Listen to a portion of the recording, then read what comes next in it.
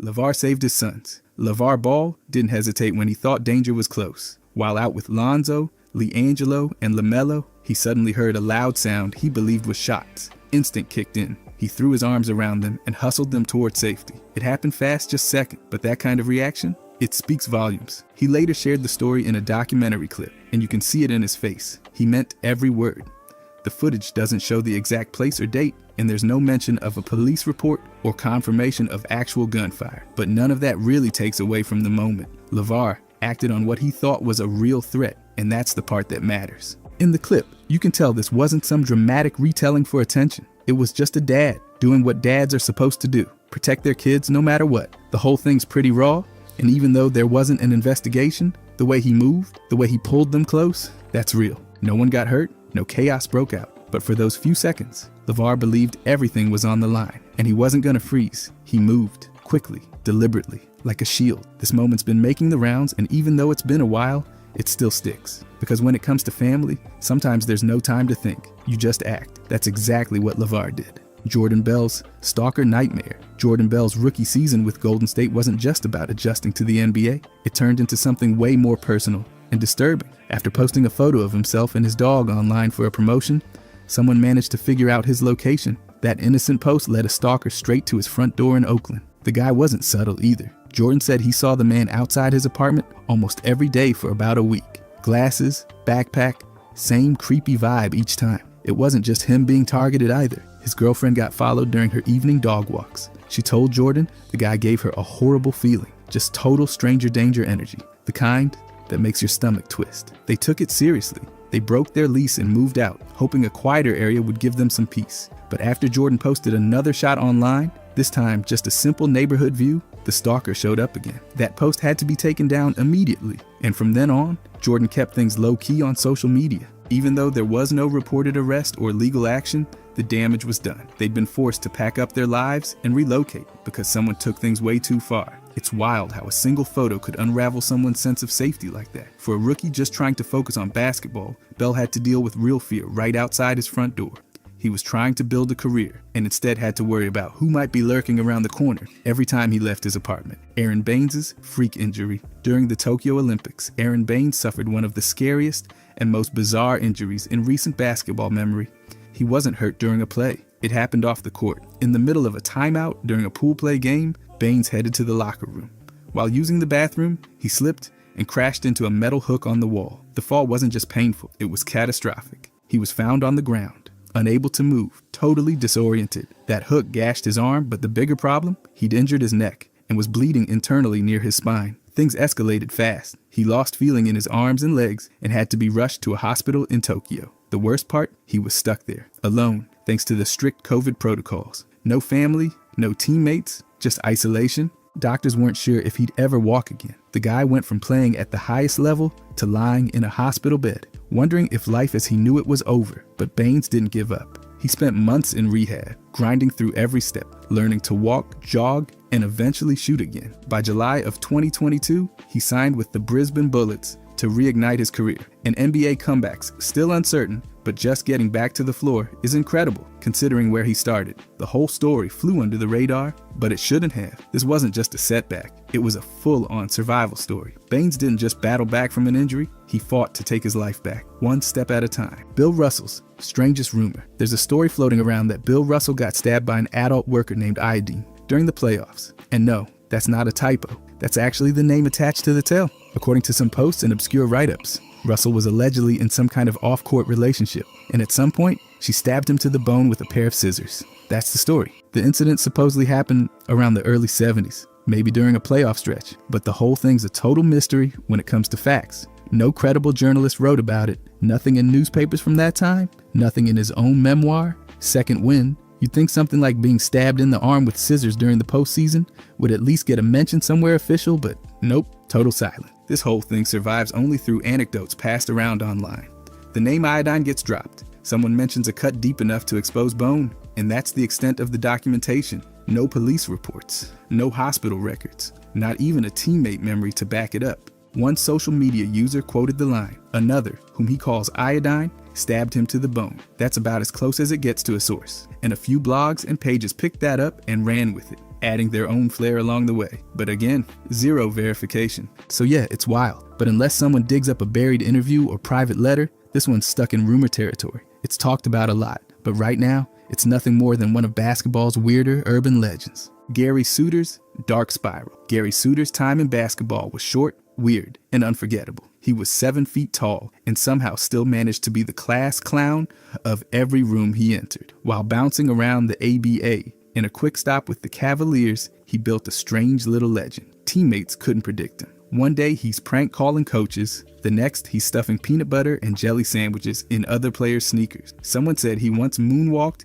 into a team meeting like it was normal. And the powdered donut story? He allegedly downed a full box before warm-ups, puked all over the floor, then still suited up to play. But all that comedy stopped after the game ended. Suiter didn't land softly when basketball was over. His life off the court took a darker turn. He struggled with his mental health, got wrapped up in gambling, and drifted towards small-time crime. By 1982, the Goofball Center, who once cracked up locker rooms, was found murdered in a New Mexico motel. The story gets worse. Reports say he owed around $200 to a local hustler with a dangerous reputation. That man lured him into a fake meeting, then attacked him. Suiter died after being beaten with a hammer, over gambling debt, over pocket change. For those who remembered him, the news was brutal. A guy who once filled rooms with noise and pranks was suddenly gone. And for the saddest reason, Gary Suiter went from cult icon to cautionary tale. His story shows just how fast the game can end and how quickly the laughs can turn into silence. Charles Barkley's spitting incident. In March of 1991, things got out of control during a Sixers and Nets game. Barkley was being heckled, and it wasn't just trash talk, it was full of racial slurs. Frustrated and fed up, Barkley turned and spit in the heckler's direction. But the spit didn't hit the guy. It hit an 8-year-old girl sitting courtside. That moment instantly became one of the most talked about incidents of his career. The NBA didn't let it slide. He got suspended for 1 game and fined $10,000. But beyond the punishment, it stuck with him on a personal level. Barkley didn't duck the fallout. He publicly apologized to the girl's family and went further than just words. He stayed in touch, offered them tickets, and built a real friendship with them. Later interviews showed how much the moment shook him. Barkley admitted the whole thing forced him to take a hard look at how he let anger control him. He said, "You do stupid things, I just have to live with a stupid mistake." That wasn't just a quote, it was a turning point. He started focusing on how to channel emotion without letting it boil over into something destructive. This wasn't some random controversy that faded out. It stayed with him, not because people wouldn't let it go, but because he wouldn't let himself forget it. The man who once let rage dictate his reactions learned to own it, fix it, and grow from it. And yeah, the story gets twisted sometimes, but here's what's real. Barkley made a mistake, took the hit, and tried to be better after it. NBA Jam's haunted glitch. After Drazen Petrovic died in a car crash in June of 1993, something strange started happening in arcades. The original NBA Jam game, released just before his death, began doing something no one expected. Without anyone touching the controls, machines started blurting out Petrovic during demo mode. Over and over, no context, no gameplay, just the name.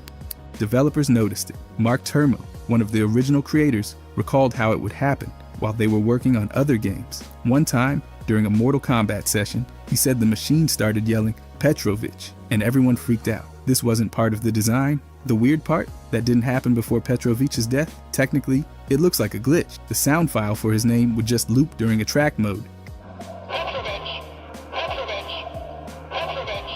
triggered by something unknown, but it never happened for any other player. And that's where the legend grew. Fans started whispering about a haunted cabinet. TikToks, Reddit posts, and even YouTube horror channels jumped on the mystery, with people convinced Petrovic's spirit lingered in the game.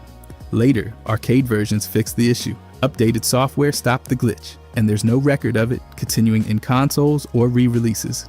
But the timing? Still eerie. It's been confirmed by the devs, but never explained. Only Petrovic's name triggered that loop. Not Jordan, not Ewing, just Petrovic. People love to say it was his ghost, but even if it was just bad code, it's still one of the strangest stories tied to a video game, and the memory of a player who left way too soon. No other glitch has carried this much mystery, and no one's forgotten the sound of that name echoing out of nowhere. Jalen Rose stole Patrick Ewing's TV. During a Pacers and Knicks matchup in March of 1999, things got a little physical between Jalen Rose and Patrick Ewing. Ewing either tripped him or yanked him down mid-game, depends on who you ask, but Rose decided to get creative with the payback. Later that day, at the airport, Rose spotted something that caught his attention, a bulky top-of-the-line television with a VCR built in. It had Patrick Ewing's name right on the side. Rose didn't hesitate. He grabbed it, just walked off with it, like it was his luggage. No cloak and dagger stuff, just a bold, hilarious swipe. Rose tells the story like it's a locker room fable. He didn't try to hide it. In fact, he laughs while calling it state-of-the-art, like he just pulled off the greatest tech heist of the 90s. According to him, it wasn't about disrespect. It was just a harmless, petty prank to even the score. No arrests, no hard feelings, just a great piece of NBA travel day folklore. That one silly prank became a staple in Rose's Storytime videos, and players still bring it up like it happened last week. It's a perfect example of the behind-the-scenes stuff fans rarely see, where towering athletes with fierce rivalries still act like college roommates trying to one-up each other. Decades later, the image of Jalen Rose casually strolling off with the 7-footers TV still lives on as one of the NBA's funniest off-court moments, all because of a hard foul and a little too much time in the terminal. Nikola Pekovic, criminal ties. In April of 2025, Montenegrin police launched a series of coordinated raids across northern Montenegro. They seized drugs, weapons, and an armored BMW X5 registered to none other than Nikola Pekovic. Authorities didn't just note the vehicle, they identified him as a high-ranking member of the Sharic crime group, one of the Balkans' most notorious drug trafficking networks. That wasn't the first time Pekovic's name showed up in reports like this. Back in 2017, Serbian police arrested 2 men in a car also registered to him, loaded with weapons and suspected narcotics. At the time, he denied any wrongdoing, but did admit he had personal and business ties to the Sharic family. He's even the godfather of one of Darko Šaric's sons. No formal charges have been filed against Pekovic so far, but the connection is more than rumor. Eurohoops, Diario AS, and multiple local outlets have verified that police seized his property and continue to link him directly to the group's operation. Social media picked up on the detail, and threads have piled up, reinforcing the perception that Pekovic isn't just a retired basketball player. He might be tangled deep in organized crime. Despite the weight of the evidence, there's still no conviction, no public statement from Pekovic, and no official charges. But the case keeps building. From luxury vehicles to investment links, it's not just gossip. It's an open file with serious implications. Whether this ends in court or quietly disappears, one thing's clear. The former NBA big man's post-basketball path looks a lot more dangerous than anything he ever faced in the paint. Jason Williams' racist outburst. On February 28, 2001, during a Kings and Warriors game, Sacramento guard Jason Williams crossed a serious line. While sitting on the bench, he got into it with fans sitting courtside. But it wasn't just trash talk. This time, it was racial and violent. Michael Ching, an Asian American season ticket holder, filed a complaint saying Williams called him a slant-eyed slur and shouted that he'd shoot all the Asian mother. You can guess the rest. Williams even mimed firing a machine gun in reference to the Vietnam War and Pearl Harbor. According to Ching's letter to the league, it wasn't an isolated insult. It was a string of threats and hateful remarks aimed at him and others sitting nearby. Ching also reported that Williams asked if he was gay and used another homophobic slur in the middle of it all. It wasn't private. It happened right there on the sideline with other fans watching. The NBA fined Williams $15,000. That was it. No suspension, no further punishment. Nike pulled out of a planned ad campaign though, and the backlash hit hard in the Asian American community. Williams did issue a written apology, saying he regretted offending anyone, but for many, it didn't feel like enough. This wasn't a rumor or an exaggerated headline. It was real, documented by the league, confirmed by witnesses, and reported across national outlets. It's one of the most blatant, on-record examples of a player targeting fans with racist and violent language, and it left a mark, not just on his reputation, but on the league's response to racism in the stands. Mark Cuban and the DeAndre Jordan chase. In July of 2015, free agency took a wild turn. DeAndre Jordan had verbally committed to join the Mavericks, and Dallas fans were already imagining him in their starting five. Then suddenly, he flipped. Jordan changed his mind and decided to return to the Clippers. That decision sparked one of the most chaotic nights in NBA offseason history. ESPN's Chris Broussard tweeted that Mark Cuban was driving around downtown Houston begging for DeAndre's address. Broussard claimed Cuban was texting Jordan's family, trying to get to him face to face. That version exploded online. Fans were picturing Cuban lost in Houston, desperate, headlights cutting through the night as he hunted for Jordan. Cuban didn't let it slide. He flat out denied it, calling the story ridiculous. He said he'd flown into Houston, checked into a hotel near Jordan's home, and told his driver to take him to the gated community where Jordan lived.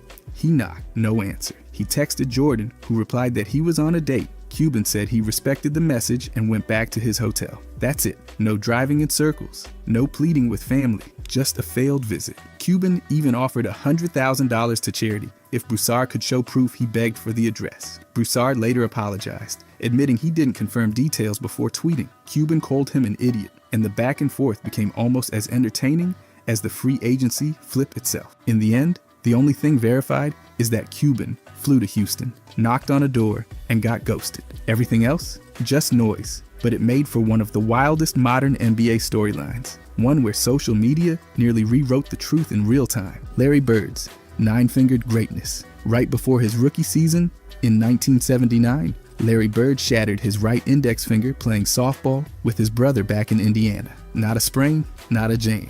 A full-on crushing. The knuckle was ruined, and he lost most of the mobility in that finger on his shooting hand. Most guys would have gotten surgery or rehabbed it properly. Bird didn't. He taped it up, adjusted his form, and kept it quiet. That one injury changed his shot forever. He couldn't flick the ball like he used to, so he shifted to relying on timing, arc, and feel. Mechanics? Thrown out the window. He made it work anyway. That's the craziest part. Nobody even knew how bad it was while he was torching the league. His passes? Just as wild. Bird's famous bullet passes and trick bounces were all delivered with a dominant hand that didn't even fully function. That busted finger didn't stop him from winning 3 Most Valuable Player awards or 3 championships. It didn't stop him from becoming one of the greatest forwards of all time. If anything, it somehow made him even more dangerous. Bird once admitted he had to change his shot permanently. He couldn't shoot like everyone else, so he shot like Larry Bird and still dominated. Teammates said if his hand had been fully healthy, his shot would have been untouchable.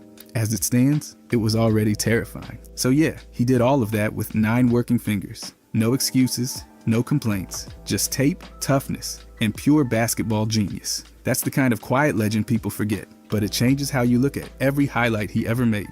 The ABA's Foul Game. On October 26, 1972, the Virginia Squires faced the Denver Rockets in what became the most bizarre game in ABA history. Denver's coach, Alex Hannum, decided to run an experiment. He told his players to intentionally foul any Squires player who tried to shoot in the fourth quarter. This wasn't desperation, it was deliberate. Hannum wanted to test how extreme a team could play without ruining their chances. The results? A statistical disaster. Denver racked up 56 fouls in the second half alone. 7 players fouled out. They only dressed 10, so by the final minutes, only 3 were eligible to play. Referees let 2 disqualified players stay on the court, but every foul after that resulted in a technical. Virginia shot 56 free throws in just the fourth quarter, making 53.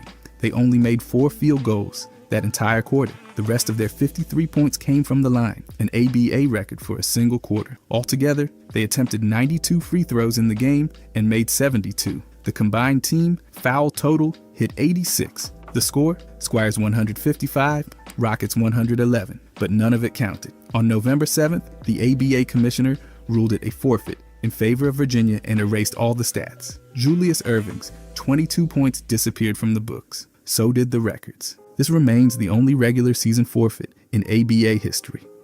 A full game played, completely erased, all because a coach wanted to push the limits of strategy and found the league's breaking point instead. Tony Allen's freak knee injury. On January 10th, 2007, Tony Allen was having a breakout season with the Boston Celtics. He was averaging close to 12 points per game, finally showing the offensive spark fans had been waiting for. But that all changed in a single, bizarre moment against the Indiana Pacers. Allen collapsed instantly. Celtics coach Doc Rivers confirmed the worst. Season over. That one post-whistle decision changed the trajectory of his entire career.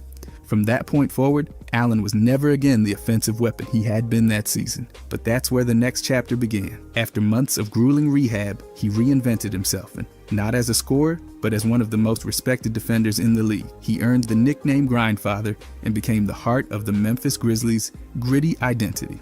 To this day, people still misremember the injury as a hand or finger issue. But the truth is, it was a full left knee blowout, caused by a dunk attempt that didn't need to happen. It's one of the strangest what-ifs in Celtics history, and one of the toughest bounce-backs in league memory. Austin Rivers challenged Kevin Garnett.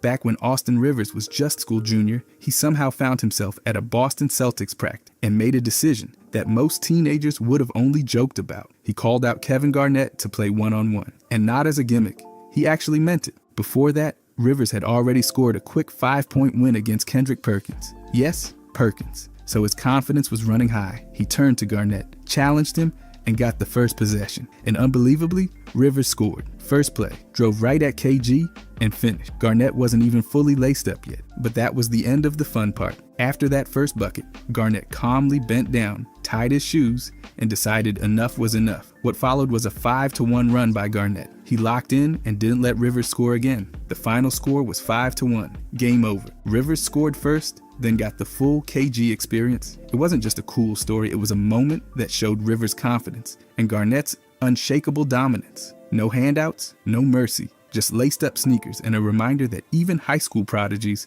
still had to earn it the hard way. Larry Johnson's rebellious slaves remark during the 1999 NBA Finals between the Knicks and the Spurs, Larry Johnson made headlines off the court when he described his team by saying, "We've got a lot of rebellious slaves on this team." It was a jarring statement, delivered in the middle of the league's biggest stage, and it didn't go unnoticed. The backlash was instant. Broadcaster Bill Walton called the comment a disgrace on air and took direct aim at Johnson's performance and character. The criticism sparked a larger conversation, and Johnson didn't back down. He explained his comments in more depth afterward. According to Johnson, the remark wasn't meant to insult anyone. It was about the systemic conditions he believed he and others came from. He talked about being the only one from his neighborhood to make it out. He said, "No one man can rise above the mass condition of his people." He framed the statement as part of a bigger frustration with race, identity, and how black players were perceived. Johnson also responded directly to Walton's criticism. He said, "Tell him to trace his history, see how many slaves his ancestors had." He doubled down by saying fellow players like Avery Johnson came from the same plantation, further extending the metaphor. The league didn't issue any formal discipline, but the moment became one of the most controversial quotes in finals history. Some saw Johnson's words as powerful commentary on race and control in pro sports. Others saw it as a poor metaphor delivered in the wrong setting. Whatever your view, the incident was real, widely reported, and it forced a conversation about who gets to speak on power and identity, especially under the bright lights of the finals. Trailblazers, costly contact. In May of 1984, the Portland Trailblazers were hit with what was then the biggest fine in NBA history, $250,000. The reason? They violated a league bylaw that prohibited teams from contacting college players who still had eligibility remaining. Portland officials had reportedly reached out to two major names, Patrick Ewing and Akeem Olajuwon. Both were juniors at the time and had not yet declared for the NBA draft. League rules, passed in 1981, clearly stated that no team could contact underclassmen more than 45 days before the draft unless those players had officially declared. Portland argued that their conversations were general and not part of any recruiting or negotiation. Commissioner David Stern disagreed. A hearing was held on May 17th. The coin flip to determine who would get the number one pick between Portland and Houston was delayed while the investigation played out. Houston, meanwhile, was cleared because they reportedly backed out of talks once they realized the players weren't draft eligible. When the ruling came down on May 21st, Stern imposed the record fine but did not penalize the Blazers with a lost draft pick. Portland accepted the punishment but maintained they acted in good faith. Still, the message was clear. Even indirect contact with college underclassmen could bring serious consequences. The fine set a precedent for how the NBA would enforce pre-draft conduct moving forward. It wasn't just about tampering, it was about respecting the process. Portland learned that lesson the expensive way, and every team after took notes. The rulebook wasn't just a guideline. Stern made it a boundary. Tim Duncan's Olympic swimming dream. Before he became one of the greatest power forwards in NBA history, Tim Duncan had a completely different dream. He wanted to be an Olympic swimmer. Growing up in St. Croix, in the U.S. Virgin Islands, Duncan trained daily, swimming up to 8,000 meters a day. His sister, Tricia, had already competed in the 1988 Olympics, and Tim had his sights set on making the 1992 team. He specialized in freestyle, 50, 100, and 400 meter events, and was considered a serious prospect. But in September of 1989, Hurricane Hugo tore through St. Croix. The storm destroyed the island's only Olympic-sized pool. That pool wasn't just a training site, it was the only facility that allowed structured practice for swimmers like Duncan. Left with no alternatives, Duncan tried training in the ocean, but there was one major problem. He had a fear of sharks. That fear was enough to push him away from the water entirely. That's when basketball entered the picture. He started playing around age 14. It wasn't love at first shot, but with his size, athleticism, and the discipline built from years of swimming, Duncan grew into a top-tier high school player. He went on to star at Wake Forest, then became the #1 pick in the 1997 NBA draft, and the rest, 5 championships, 2 MVPs, 15 All-Star selections, and a legacy defined by fundamentals, consistency, and quiet dominance, all built on a path that began in the water. His Olympic dream never happened, but it shaped the legend he eventually became. Oliver Miller's pistol whipping case. In April of 2011, former NBA center Oliver Miller was arrested in Maryland after reportedly striking a man with a handgun during a family cookout.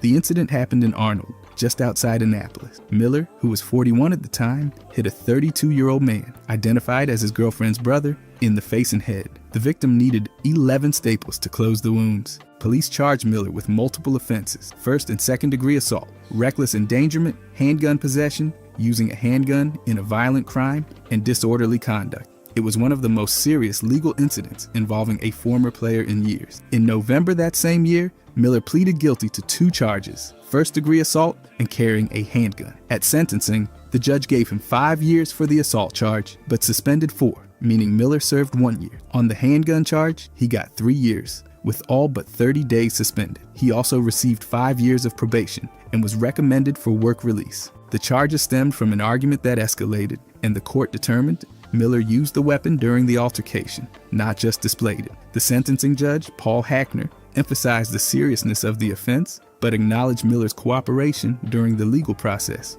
The case stands out as a cautionary post-career chapter in Miller's life. Once an NBA All-Rookie team member and a promising big man, his post-basketball years took a sharp turn into legal trouble. His 1 year behind bars marked the most serious consequence for a player once seen as full of potential, and serves as a reminder that off-court decisions can rewrite the legacy of anyone, no matter how high they once climbed. Joakim Noah's shoulder test. In 2016, not long after Joakim Noah signed with the New York Knicks, team president Phil Jackson shared a strange encounter that perfectly captured Noah's energy and Jackson's reluctance to get involved in whatever that was. The two reportedly ran into each other randomly on a New York City street. At the time, Noah was coming off surgery for a dislocated left shoulder, and questions about his health were circling.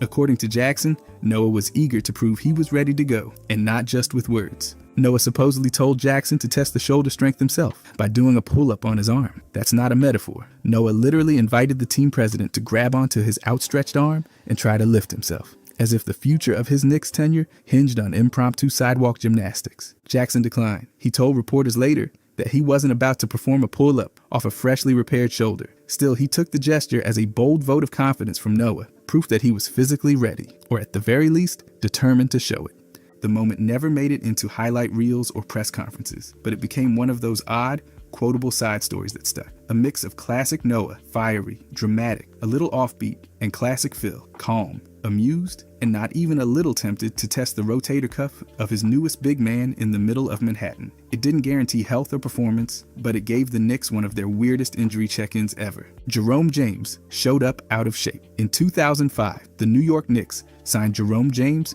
to a 5-year, $30 million contract after his strong playoff run with Seattle. What they got instead was one of the most infamous examples of post-contract decline in recent memory. When James arrived at training camp, he was noticeably out of shape, reportedly weighing over 300 pounds. He didn't ease into form. He pulled his hamstring multiple times and never got back into game-ready condition. Frank Hughes wrote at the time that James came into camp fat and happy, hinting that the payday had erased any urgency to perform. It didn't take long for the Knicks to start limiting his media access. He wasn't on the court much, and they clearly didn't want him answering questions about why.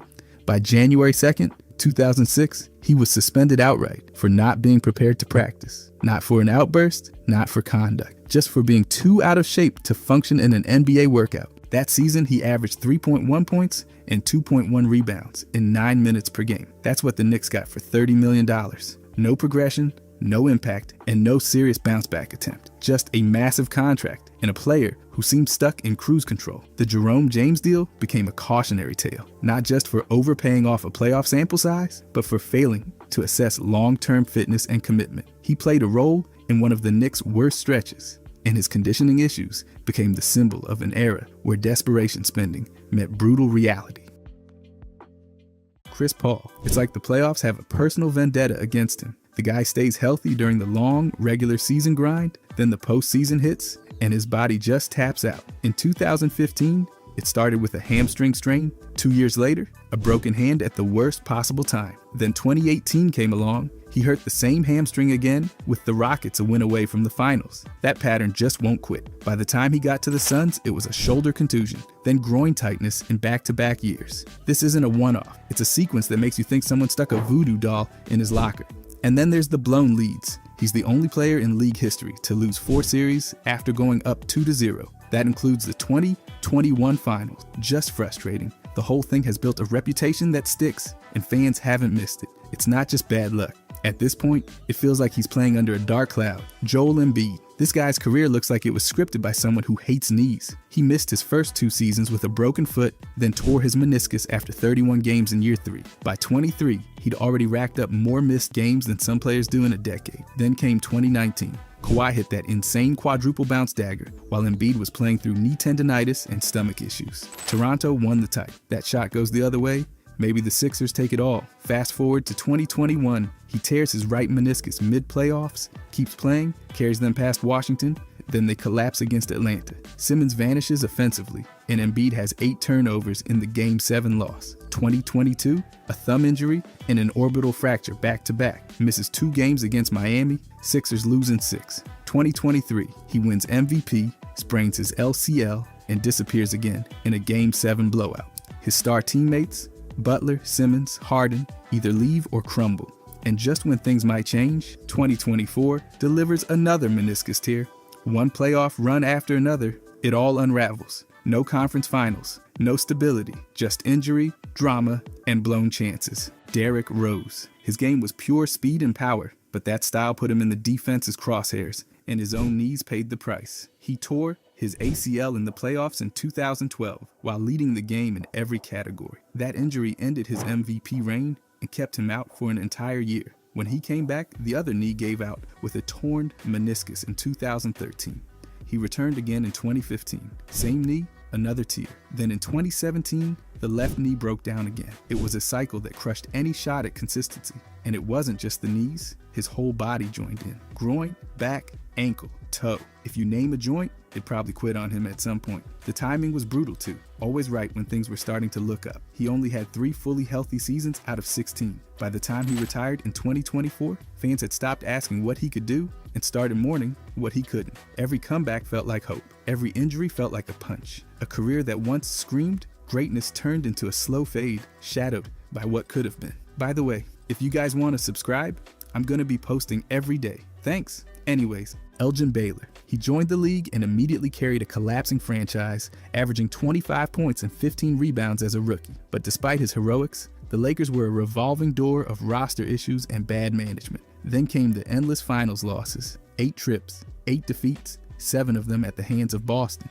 In 1962, he dropped 61 in a finals game, still the record. But the series ended with a missed buzzer beater in Game 7 overtime. It didn't help that Baylor spent part of his prime flying from military base to NBA arenas on weekends. He still averaged 38 points in that playoff run. Imagine what he might have done with practice and rest. After that, injuries took over. A major knee injury in 1965 wrecked his explosiveness. He still put up 20 a night, but he wasn't the same monster. And just to twist the knife, he retired 9 games before the Lakers finally won it all in 1972. After carrying them for 12 seasons, he missed the 1 ring by weeks. No MVPs, no titles, overshadowed by teammates and rivals. His greatness always got buried under all the bad timing. Patrick Ewing. He had the size, the stats, the stardom, just not the timing. Even early in his career, ankle injuries took the edge off his explosiveness. Then in 1997, he tore wrist ligaments and needed surgery, missing the rest of that season. And just when the Knicks made their shocking finals run in 1999,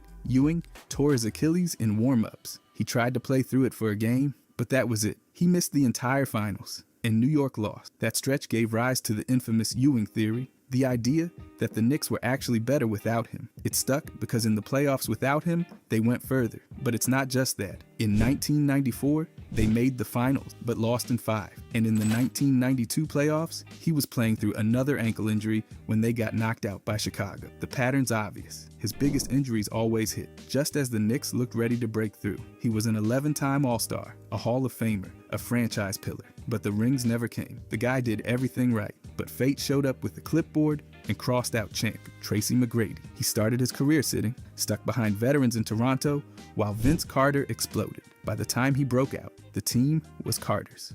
So McGrady left in 2000, and the Raptors immediately made a playoff run without him. Then came Orlando, where he won 2 scoring titles, but got 0 help. Grant Hill barely played, and the rest of the roster couldn't hold water. In 2003, he joked about making the second round after going up 3-1 on Detroit. Detroit won 3 straight, and McGrady never forgot it. Houston looked like a fix, pairing him with Yao Ming, but both guys kept getting hurt. Across 4 years, they only played 4 playoff games together. They blew leads to Dallas and Utah. In 2008, he led the team on a 22-game win streak, but Yao broke his foot before the playoffs. First round exit. Then in 2009, McGrady had surgery and watched from the bench as Houston finally made it to the second round. Later, he joined the Spurs, but never played a minute in their finals run. They lost in 7. He had the skill, but the timing was a disaster. Damian Lillard. In March 2025, he was sidelined by deep vein thrombosis in his calf, an issue rare enough to raise red flags by itself. Then just weeks later, he tore his left Achilles in the first quarter of Game 4 against Indiana. No contact, just bad luck. That ended his postseason right when things were heating up. The timing couldn't have been worse. It was brutal. Recover from a blood clot, only to snap the tendon that ends playoff dreams. And here's the kicker, he's not alone. Tyrese Halliburton and Jason Tatum also tore their Achilles in the same postseason, all while wearing jersey number 0. Fans are calling it the Zero Curse. But Lillard's misfortune didn't start there. In 2021, he dropped 55 in a playoff game and still lost. Back in 2014, he played through separated ribs during a sweep. Add all that to the recent injuries, and the pattern's hard to ignore. Experts point to overuse and constant play. Fans call it cursed. Either way, the guy keeps giving everything, only to be stopped by something completely out of his control, again and again. Penny Hardaway, drafted 3rd, traded instantly, and then exploded in Orlando next to Shaq. By his second year, he was all NBA first team, and the Magic made the finals. They were the youngest team to do it at the time. Then came the meltdown, a blown 20-point lead in Game 1, 4 missed free throws, a sweep, and a year later, Shaq bolts for Los Angeles. Penny's left, holding the dynasty that never was. In 1997, his left knee gave out, microfracture surgery. The next 5 seasons, never played more than 60 games. Then came Phoenix. The backcourt 2000 plan with Jason Kidd looked good, until Kidd broke his ankle, and Penny's knees did the rest. In 2000, he had surgery on the other knee too. After that, it was all downhill. He bounced from New York to Miami, never looking like the Penny who torched the league in the mid-90s. And to top it off, he nearly joined Duncan and Grant Hill in Orlando. But Hill's ankle exploded, Duncan stayed put, and Penny's body said no. He played in Jordan's era, lost his co-star, lost his knees, and lost the shot at rewriting the league. Every piece was there, except the time. Eddie Jones. Early on, he looked like a two-way star in the making. Then came the shoulder sprain in 1995, right after his rookie All-Star weekend. He missed 19 games, and the momentum just stopped. By the time he was back, the Lakers had started leaning toward Kobe Bryant. In March 1999, Jones was traded to Charlotte, right before the Lakers exploded into a dynasty. He went from starting on a rising team to watching them win without him. Then it happened again. Miami, 2005. Jones was their top three-point guy, and then came the trade. A year later, the Heat won a ring. Playoff time, he could score, but the numbers dropped when it counted. Swept in 98,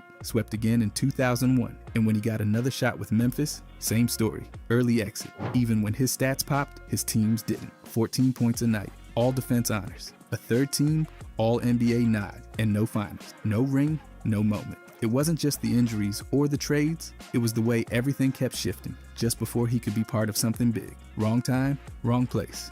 Every time. Greg Oden, first overall pick in 2007, billed as the next dominant big man, with defensive instincts that had scouts buzzing. At Ohio State, he led a title run with a broken wrist on his shooting hand. That's how much potential he had. Portland took him over Kevin Durant, hoping for their next franchise anchor. Sound familiar? That was deja vu from when they picked Sam Bowie over Michael Jordan. Oden never got a rookie season. Microfracture surgery wiped out year 1. Then in his NBA debut, he sprained his foot and left in the first quarter. It never got better. A fractured patella ended one season. Then came another microfracture, this time on the other knee. He played only 82 games across 4 years. Never saw a playoff game. The Blazers, they were cursed too. Brandon Roy's knees gave out, and the rebuild built around Roy, Oden, and Aldridge fell apart. Oden tried to come back with Miami in 2013. 23 games, barely 9 minutes a night. That was it. By 26, he was done. Drafted to be a cornerstone, he ended up a cautionary tale. His knees simply refused to let the story play out. Landry Shamet. From 2019 to 2022, his teams lost 4 straight second-round series, all in Game 7. In 2019, he hurt his ankle in the first quarter of Game 7 against Denver and didn't return. The Clippers lost by 15. A year later, same team, same round, same result. Another Game 7 loss to Denver. In 2021, he was with the Nets. They lost Game 7 of the second round to the Bucks in overtime. Then in 2022, he joined the Suns. They collapsed in Game 7 against Dallas in one of the worst home losses ever. 4 years, 4 teams, 4 Game 7 second round eliminations. That's not coincidence. Fans started calling it a curse. Deadspin said it was like a holiday.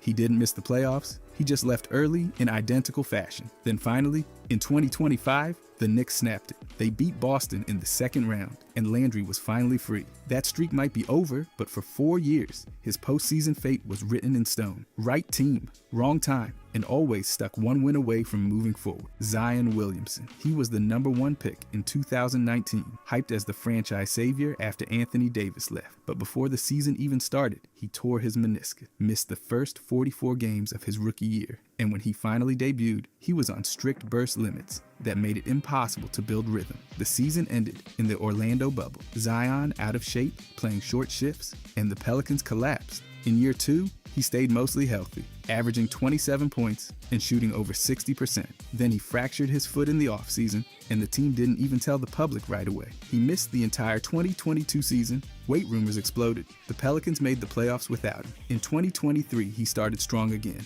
26 points per game on 60% shooting. Then a hamstring tear shut him down in January. He never came back. Even as the team dropped from first in the West to losing the play-in, Zion said he was physically ready, but not mentally there. 5 years in, he's missed 59% of his games and never played in a single playoff matchup. Eric Dampier. In 2006, he started for the Mavericks as they jumped out to a 2-0 lead in the finals against Miami. Things looked set until the Heat won 4 straight and took the title. Dampier was on the floor as Dallas let it slip. 5 years later, he switched sides and signed with Miami. And in 2011, the same 2 teams met again in the finals. This time, Dampier was with the Heat, playing a reserve role. The result? Another 4-2 series loss, this time with Dallas celebrating. He didn't play a single finals game that year, but he was on the roster, stuck watching the same script from the other bench. So let's recap. He lost to the same team in the finals twice, once as their teammate and once as their opponent. Never got a ring, never got revenge, just mirrored heartbreak from both angles. He might be the only player in league history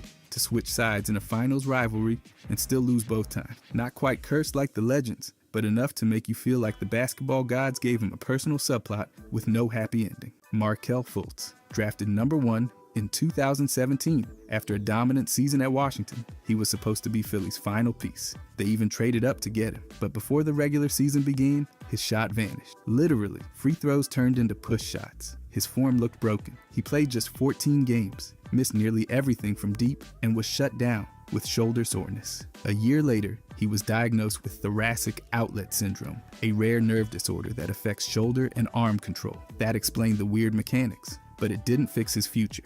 The Sixers gave up, traded him to Orlando for a protected pick.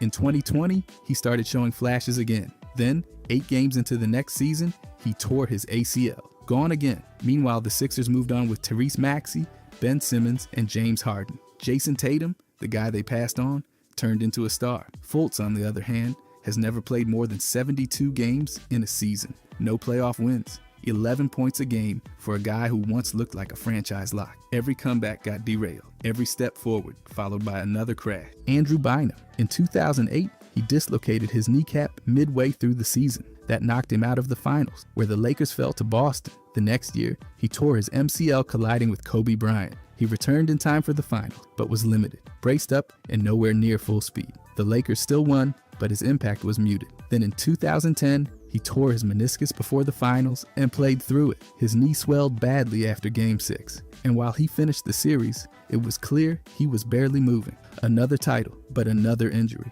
A few weeks later, he had surgery. That offseason vanished, and his following year was riddled with setbacks. He never fully recovered. By 2012, he was traded to the Sixers and never played a single game for them. His knees just gave up. Brief runs with the Cavaliers and Pacers led nowhere. He had 2 rings, but spent nearly every playoff run hurt or recovering.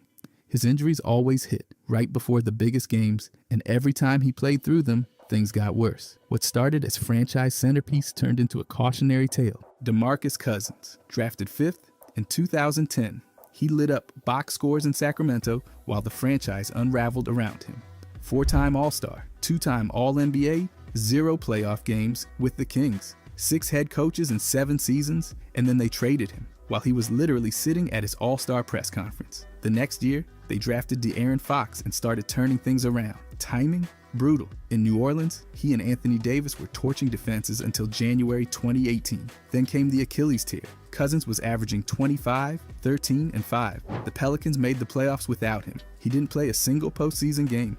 He signed with Golden State in 2018, hoping to rehab and win a ring, then tore his quad in the first round, came back in the finals, limping through Toronto's victory parade. A year later, he tore his ACL before playing a single game for the Lakers. They won the title without him. No ring. He bounced around. Houston, Milwaukee, Denver. Good per minute numbers, but never stuck. By 32, he was out of the league. All-time talent, Hall of Fame level production, and yet no playoff wins, no ring. Just a timeline full of wreckage. Anderson Varejao.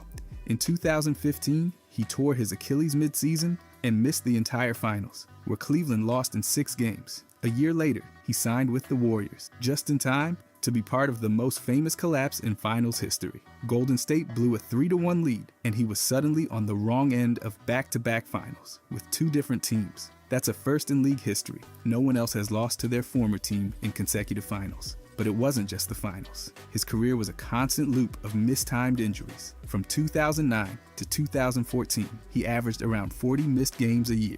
In 2011, he tore a tendon in his foot. In 2013, a blood clot ended his season. Then came the Achilles in 2014. Every time the Cavs were building something, his body tapped out. Even when healthy, the timing refused to cooperate. He was on 2 finals rosters. He never won a ring. Missed the peak moments in Cleveland, then watched Golden State fall apart from the bench. 2 years, 2 near misses, and one of the strangest finals resumes you'll ever find. Grant Hill. He came into the league like a future MVP. Rookie All-Star, led the league in All-Star votes, and put up numbers that hadn't been seen since Larry Bird. From 1995 to 2000, he averaged 21 points, nearly 8 boards, and over 6 assists. But Detroit gave him nothing. No real help, no second-round trips, and constant heavy lifting. Then he signed with Orlando in 2000. That's when the curse hit. He re-aggravated an ankle injury, had surgery, and instead of healing, his career broke apart. From 2000 to 2004, he played just 47 games. He needed 8 surgeries. One led to a staph infection that nearly killed him. Meanwhile, Tracy McGrady turned into a superstar while Hill sat on the sideline. The two were supposed to rule the East. Hill never got the chance.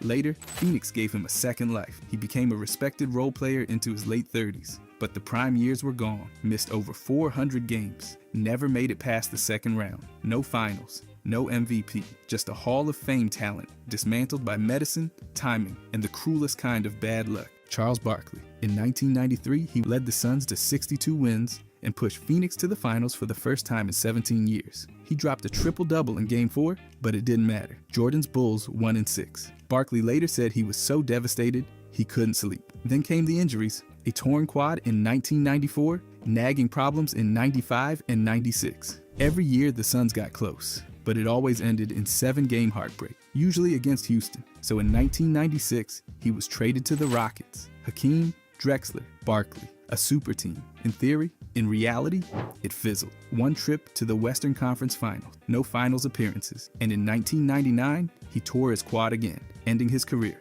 1 finals run, 0 rings. He finished with 11 All-Star selections, an MVP, and one of the most unique careers ever. Dominant stats, unforgettable presence, and always a little too late, a little too banged up, or facing Jordan. That's the Barkley curse. All the tools, none of the timing, and a legacy built just inches from the finish line. Yao Ming, drafted first overall in 2002, he became a global icon before he even played an NBA game. By his second season, he was a perennial all-star, putting up 25 points and nearly 10 rebounds a night during his prime. He had footwork, touch, range, all in a 7'6" frame, but that size became his undoing. In 2006, he broke his foot. In 2007, he fractured his leg. In 2008, another stress fracture took him out before the Olympics in Beijing. Then came 2009. He was dominating the Lakers in the second round until another fracture in his left foot ended his playoffs, and eventually his career. He missed the entire next season. In 2010, he tried to come back, but lasted just 5 games before suffering another fracture. That was it. He retired at age 30, having played only 486 games. He and Tracy McGrady never got through a full playoff series together. Houston moved on with Harden, but Yao never got that chance. His skill was never the problem. His body just wouldn't let the story finish. A legend whose ceiling was cut off by physics. Karl Malone, he's second all-time in scoring, a 2-time MVP, and made the playoffs in 19 straight seasons. But there's one number that always sticks: 0 championships. In 1997, Malone and the Utah Jazz reached the NBA Finals for the first time. Despite winning the MVP that season, Malone missed crucial free throws in Game 1, and the Jazz eventually lost in 6 games to Michael Jordan's Bulls. In 1998, they got a rematch, but the story stayed the same. In Game 6, with the Jazz up late, Jordan stole the ball from Malone in the post, hit the game winner, and sealed back-to-back heartbreaks. In 2004, at age 40, Malone took one last shot at a ring by joining the Los Angeles Lakers. Alongside Kobe Bryant, Shaq, and Gary Payton, they reached the finals. But Malone sprained his knee. He played limited minutes in Games 3 and 4, then missed Game 5 entirely. The Pistons closed the series, 4-1. 3 finals, 3 losses, critical missed shots, dynastic roadblocks, and untimely injuries. Malone delivered nightly for nearly 2 decades, just never in June. That's the curse. All-time production, forever, one step short. Bill Walton. The guy had the skill, the vision, and the basketball IQ to dominate for a decade, but his body just couldn't keep up. At UCLA, he was nearly unbeatable, winning 2 national championships and getting named the best college player 3 years straight. Then the pros came calling, and Portland picked him first overall. And right away, the injuries showed up like uninvited guests who refused to leave. In his first 4 seasons, Walton never got through more than 65 games, and he racked up a list of injuries like a grocery receipt. Broken wrists, ankle issues, foot fractures, even spinal problems. Still, in 1977, he pulled off one of the most impressive playoff runs ever, leading the Blazers to a title and snagging Finals MVP. But it didn't last. The next season, he won League MVP, only to go down again with another foot fracture. He left Portland after accusing the team of mishandling his injuries. Then came San Diego, where he missed over 80% of the games during a 5-year span. 30 surgeries later, he made a brief return with Boston, won 6th Man of the Year, and grabbed one last ring. Then his body gave out again. George Hill. His career always felt like it was about to take off, and then something knocked it off course. Injuries showed up at the worst times. Left groin soreness in 2019, shoulder sprains, hamstring tweaks, back spasms, none of them career-ending, but all just enough to derail momentum. That playoff push with Milwaukee in 2019 slowed down. That finals run with Cleveland in 2018, he missed early games and barely contributed in the last ones, all while dealing with back pain. The other pattern? Constant trades. San Antonio, Indiana, Utah, Sacramento, Cleveland, Milwaukee, Oklahoma City, Philadelphia, Milwaukee again, and Indiana again. Every time he started building rhythm, another team shuffled him out. Just when things looked good, he got moved, like when the Pacers broke up that contending squad after 2014, or when Milwaukee traded him after his injury recovery. Then there's the role fluctuation. One night, he's a starting point guard. Next week, he's barely seeing the court. No real villain here, just rough timing. A few injuries, a few missed moments, some poor luck. It's not a curse in the dramatic sense. But man, George Hill always seemed one healthy stretch away from something bigger. Dominique Wilkins. The man came into the league on fire, traded to Atlanta before even playing a game, and then he just started dropping buckets like it was his job, because it was. From the mid-80s to early 90s, he averaged over 28 points a game, even leading the league in scoring one year. But despite 9 All-Star selections and all those All-NBA nods, he lived in the shadows of Jordan, Bird, and Magic. No matter how dominant he was, he couldn't break through that top tier in MVP voting. His Hawks teams, always solid, never spectacular. They made the playoffs 9 times, but couldn't break into the conference finals. They kept running into the Celtics or Pistons, teams that had the defense and the luck to edge them out. That Game 7 in 1988 against Boston,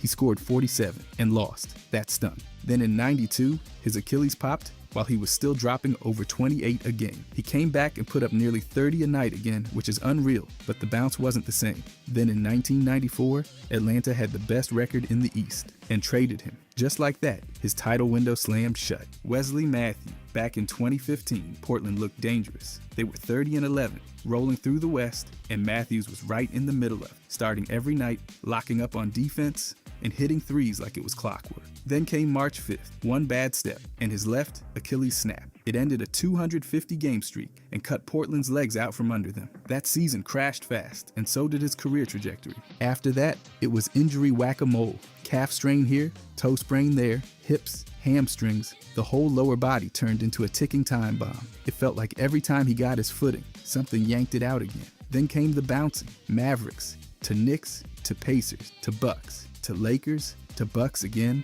then Atlanta. No rhythm, no continuity, just endless new zip codes. Before the Achilles tear, he was a double-digit playoff scorer. After, reduced minutes, smaller roles, scattered production. He kept grinding, never stopped hustling, but his game shrank with every step. It's not just one injury that wrecked it, it's the constant disruption. Right place, wrong time, over and over. If there's a curse, it's that Matthews never had the clean runway to show how high he really could have flown. James Harden. You don't put up 30-point seasons like it's nothing, win an MVP, and carry teams, night after night, without being elite. But for all his regular season dominance, the playoffs have been a string of heartbreaks, collapses, and timing disasters. Back in 2012, he helped Oklahoma City reach the finals, then got traded to Houston before the team could grow into its potential. With the Rockets, he became unstoppable, led the league in scoring, broke efficiency records, and dragged that franchise into title conversation. Then came the falls. In 2015, 13 turnovers against Golden State in the conference finals.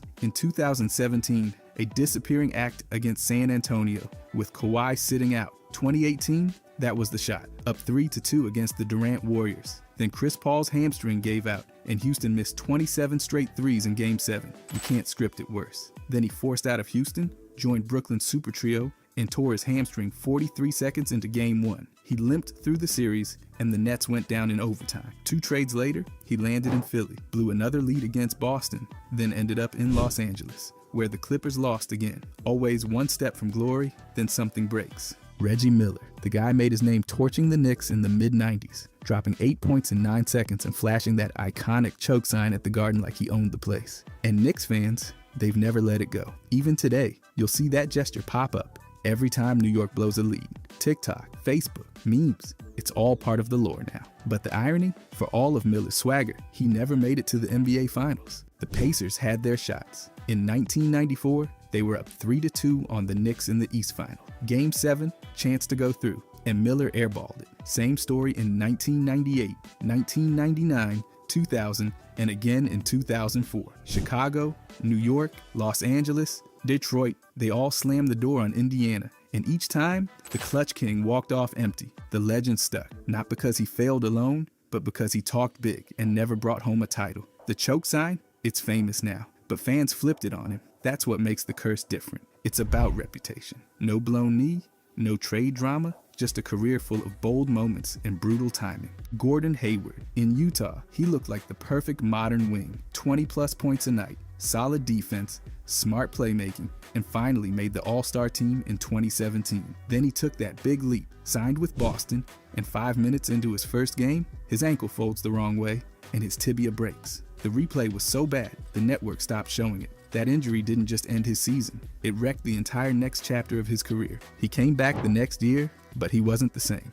No burst, shaky confidence, lost in the rotation behind younger stars like Tatum and Brown. Then in 2020, just as he looked like himself again, he rolled his ankle in the first playoff game and spent a month out. By the time he returned, Boston was in the Eastern Finals, and he wasn't really a factor. Next stop, Charlotte. Big contract, new start, same story. Every year brought another setback. Foot, ankle, shoulder, you name it. never healthy for more than 50 games. And every time his teams were ready to make a push, he was in street clothes. That's not just bad luck. That's a career haunted by brutal timing and injuries that never let go. Jay Crowder, drafted by Cleveland, traded before playing a game. In Dallas, he barely cracked the rotation, then got shipped out in a failed Rajon Rondo deal. He finally broke out in Boston, locking up on defense, hitting threes, doing the dirty work, and still, his name was always swirling in trade rumors. In 2017, he got dealt in the Kyrie trade, landing on a Cleveland team that didn't need his skill set. That same Celtics team, they nearly beat LeBron's Cavs without him. Cleveland didn't fit. He was misused, benched, inefficient, traded again to Utah, solid minutes, but no title shot there. Finally,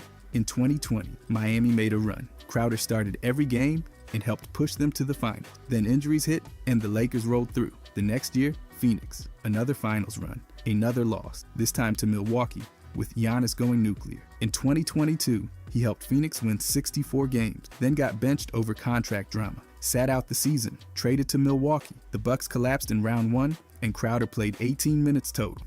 That's the curse. Never injured, always involved, and somehow always just one stop short of the ring. LeBron sexuals, they aren't just rooting for a player, they're orbiting him, like moons, stuck in a gravity well of highlight reels and advanced metrics. LeBron could switch teams mid-season, and these fans would rebrand faster than a crypto rug pull. Lakers, Cavaliers, Heat, it doesn't matter. If he laced up for a rec league in Guam, they'd be buying jerseys in 12 different colors. It's loyalty, but like on performance-enhancing drugs. These fans treat criticism of LeBron like it's a personal attack on their bloodline. Someone brings up that 4-6 finals record, suddenly it's a symposium on poor roster construction, uneven refereeing, and the plight of misunderstood superstar. Say LeBron's not clutch, and they'll drag out game winners from 15 years ago like a magician pulling scarves from their sleeve. The narrative gets spun harder than a laundromat on Black Friday. Their favorite pastime is defending LeBron's place in the GOAT argument, usually by launching digital fireballs at Michael Jordan or Kobe Bryant fans. It's like watching a courtroom drama, except the only evidence allowed is VORP and player efficiency rate. Advanced stats are their holy scripture. If LeBron breathes, there's a stat proving he did it better than anyone else in NBA history. Now when it comes to team success, that's not the hill they're dying on. Nope, they're all about individual greatness. LeBron could lose a series, but if he dropped a triple-double, his fans are out there declaring moral victory. It's not about rings, it's about the journey, or whatever philosophical cope helps them sleep after another playoff exit. And man, do they love the longevity angle. You'd think LeBron invented time. Turning 41? Who cares? He's still scoring 25 a night. Meanwhile, other players are learning how to pronounce Achilles in physical therapy. They treat his age like a flex. Your guy retired by 35? LeBron's bench pressing the sun at 40. Cool. Also slightly terrifying. Let's talk about their debate tactics. Imagine a meme, a spreadsheet, and a conspiracy theory had a baby. That's a LeBron sexual argument.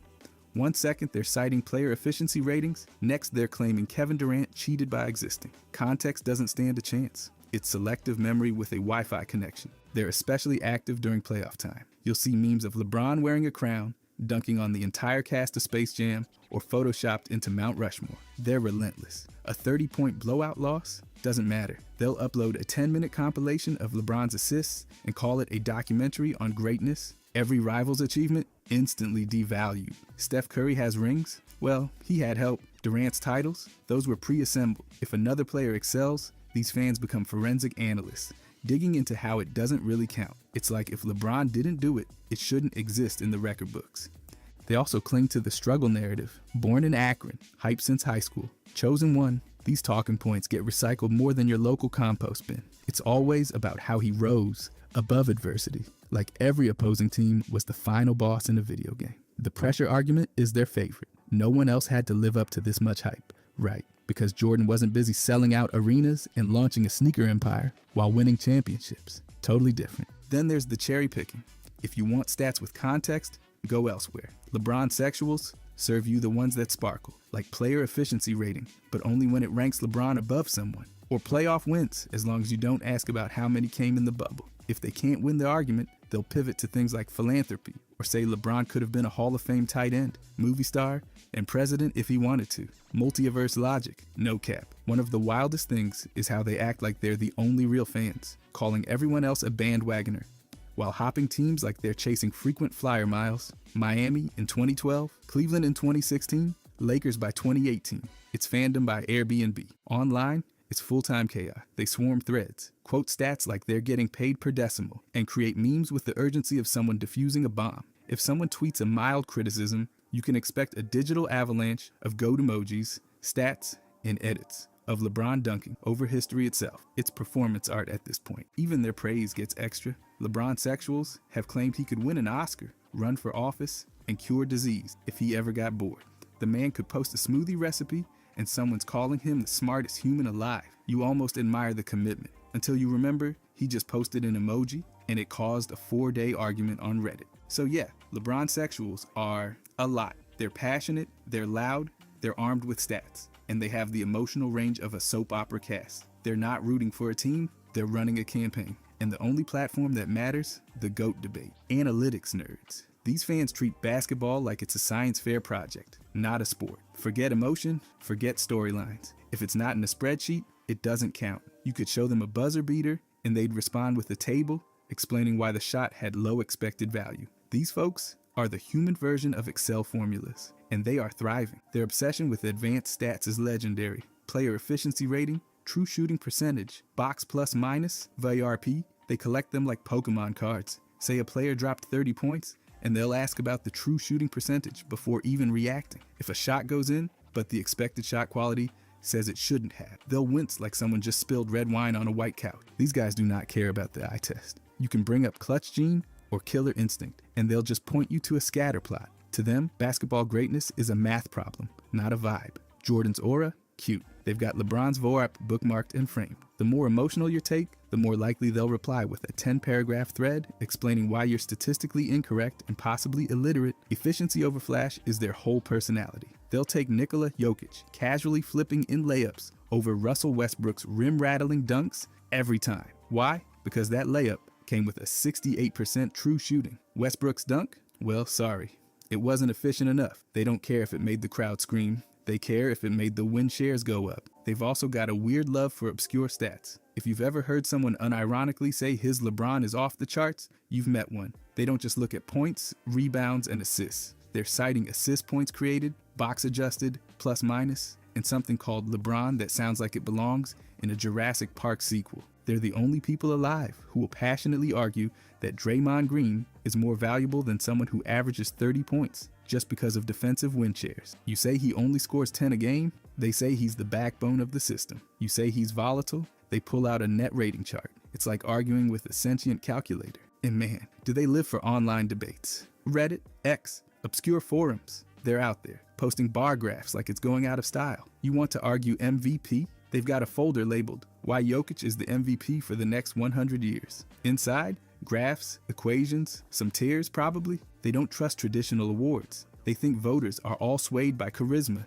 and Instagram followers. When Embiid won MVP in 2023, they reacted like someone kicked over their servers. Jokic had better stats. Jokic had higher efficiency. Jokic once smiled at a puppy. Doesn't matter. If the math says he's better, he's better. Role players are their love language. You're watching Luka drain threes, they're focused on Alex Caruso's deflections. You want dunks, they want hustle stats. Bridges, Caruso, Williams, these guys are like folk heroes in stat geek culture. If you contribute efficiently and never make mistakes, you're their kind of guy. They also hate casual fans. If you show up to a debate talking about points per game, they'll sigh audibly through the screen. Use a highlight as evidence, you're done. They throw around phrases like, watch the film and learn what effective field goal percentage means with all the patience of a librarian during finals week. They genuinely worship analysts. You mention Zach Lowe or Ben Taylor and their eyes light up. Their holy trinity is probably 538, The Ringer, and Cleaning the Glass. These blogs are cited in arguments more often than the Declaration of Independence in a history class. You'll hear wild takes like Drew Holiday is a top 3-point guard based on a stat no one else understands. And they'll back it up with so much data,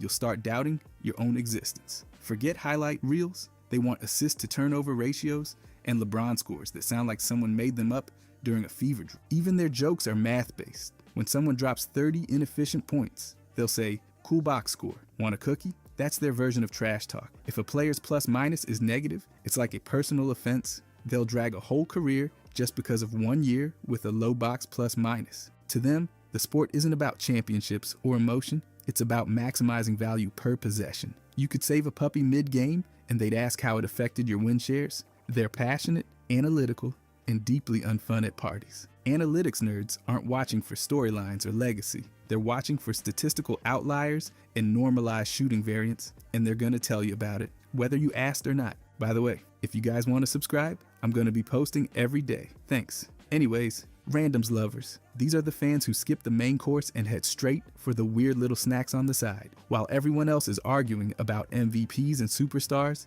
these folks are passionately defending a guy who averaged 6 points a game and once tied his shoe during a fast break. They live for the players you've forgotten existed until you scrolled to the bottom of the roster. They're obsessed with obscure role players. You bring up LeBron, they counter with Tony Snell. Not because he's better, obviously, but because Tony once played 28 minutes and recorded zeros across every stat line. To randoms lovers, that's not a failure. That's performance art. They admire it the way other people admire jazz. It's not about what you do, it's about what you don't. They love inconsistency. One night, it's a 50-50-100 shooting split. The next, it's a stat sheet that looks like he napped through the game. They don't care. Players like Robin Lopez tossing up weird hooks from the year 85, that's their Super Bowl. Gerald Green airballing a dunk attempt before draining 5 threes, a masterpiece. Off-court stories are everything. JaVale McGee being a walking blooper reel who still got 3 rings, that's peak content. They love the humanity, the messiness, the awkward charisma of these players. It's less about what they do and more about who they are. They're also nostalgia monsters. If a player had one oddly memorable season,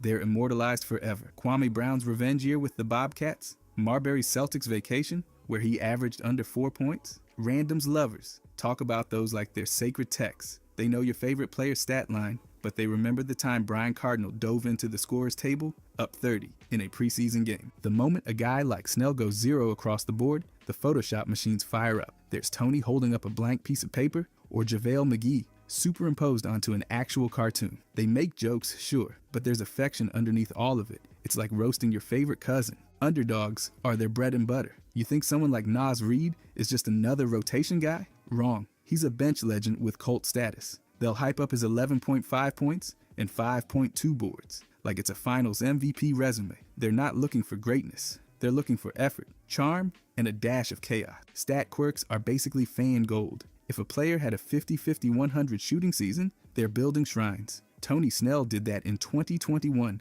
and you'd think he reinvented basketball. Randoms lovers remember that? They cherish that. They will bring it up in unrelated arguments because it just lives in their heads rent-free. These fans aren't tied to a team. They follow players across cities like nomads chasing vibes. Snell from Chicago to Portland, they're right there with him. Boris Diaw from Phoenix to San Antonio, still cheering. They're not franchise loyalists. They're player pilgrims, hopping from one random jersey to the next. They've got a million one-liners. Tony Snell got a paycheck for cardio. Nas Reed is pure vibes. JaVale McGee is my chaotic king. They say it with the deadpan humor of someone who knows it's ridiculous, but means it anyway. You won't hear debates about all NBA snubs. You'll hear someone passionately explaining why Mark Hendrickson was the real two-sport legend, not Deion Sanders. Their debates are less who's the GOAT and more who had the funniest stat line in 2017. They'll throw around obscure facts like Brian Cardinal once took a charge in a charity game, or that Devo's hustle rate was off the charts during a February back-to-back. It's not about winning, it's about having the most interesting take. They fight hard for their favorites, especially when those favorites are fighting for relevance. Snell's push for a 10th NBA season just to get retiree benefits, randoms lovers, led that campaign like it was a social justice crusade. They don't care about legacy, they care about people. They live on Reddit threads, meme pages, and basketball reference deep dives. You won't find them front row at a finals game. You'll find them arguing about Mikal Bridges plus minus in a preseason scrimmage. They bring spreadsheets to a joke fight and still make it fun. So yeah, randoms lovers are weird, loyal, hilarious, and absolutely unstoppable. While everyone else is watching the stars, they're focused on the guys doing the gritty work behind the scenes, or just doing weird stuff on camera. Either way, they're enjoying the game on their own weird frequency. If guys fans, these are the dreamers of NBA discourse, the ones who live permanently in alternate timelines where knees don't explode and feet don't betray greatness. They're emotionally attached to futures that never happen.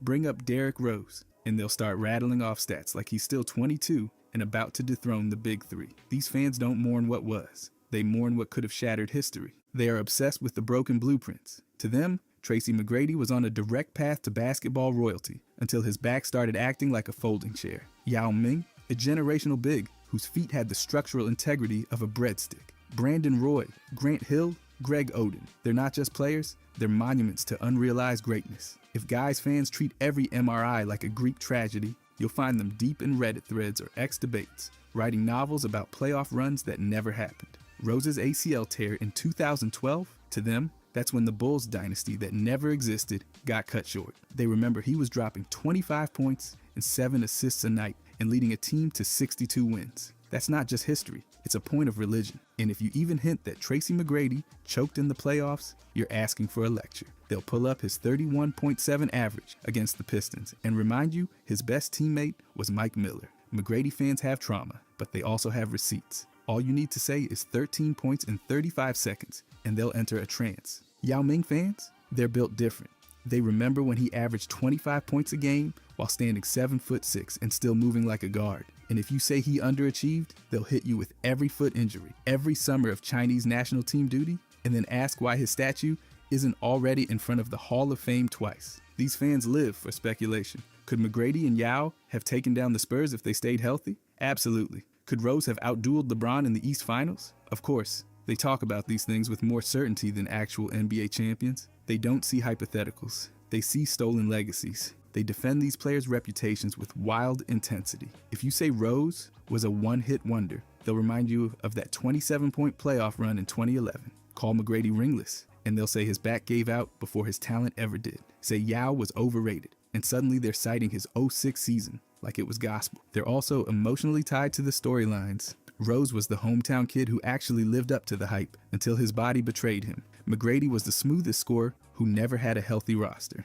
Yao carried a country's expectations on his size 20 shoe. These stories aren't just interesting, they're tragic epics to these fans. And yes, they cry at highlight reels. Show them Rose's 50-point game in 2018 and they'll tell you he won MVP all over again. Watch McGrady hit those 4 threes in 35 seconds. And they'll start talking about alternate dimension. Yao hitting fadeaways over Shaq, that's poetry, not just basketball. They love imagining duos that never got their full run. McGrady and Yao with full health, title threats. Rose and Jimmy Butler for a decade, Eastern Conference kings. They'll argue those combinations would have flipped dynasties, changed legacies, and rewritten the record books. They say things like, if Rose had LeBron's knees, he'd have 3 MVPs and a statue in every city. Or give McGrady a healthy spine and a Shaq. And he's outscoring Jordan. And they are not joking. These takes are fueled by grief and Google Sheets. To them, these players aren't failed projects. They're icons who just got cursed. And they will defend them like knights in an imaginary medieval league.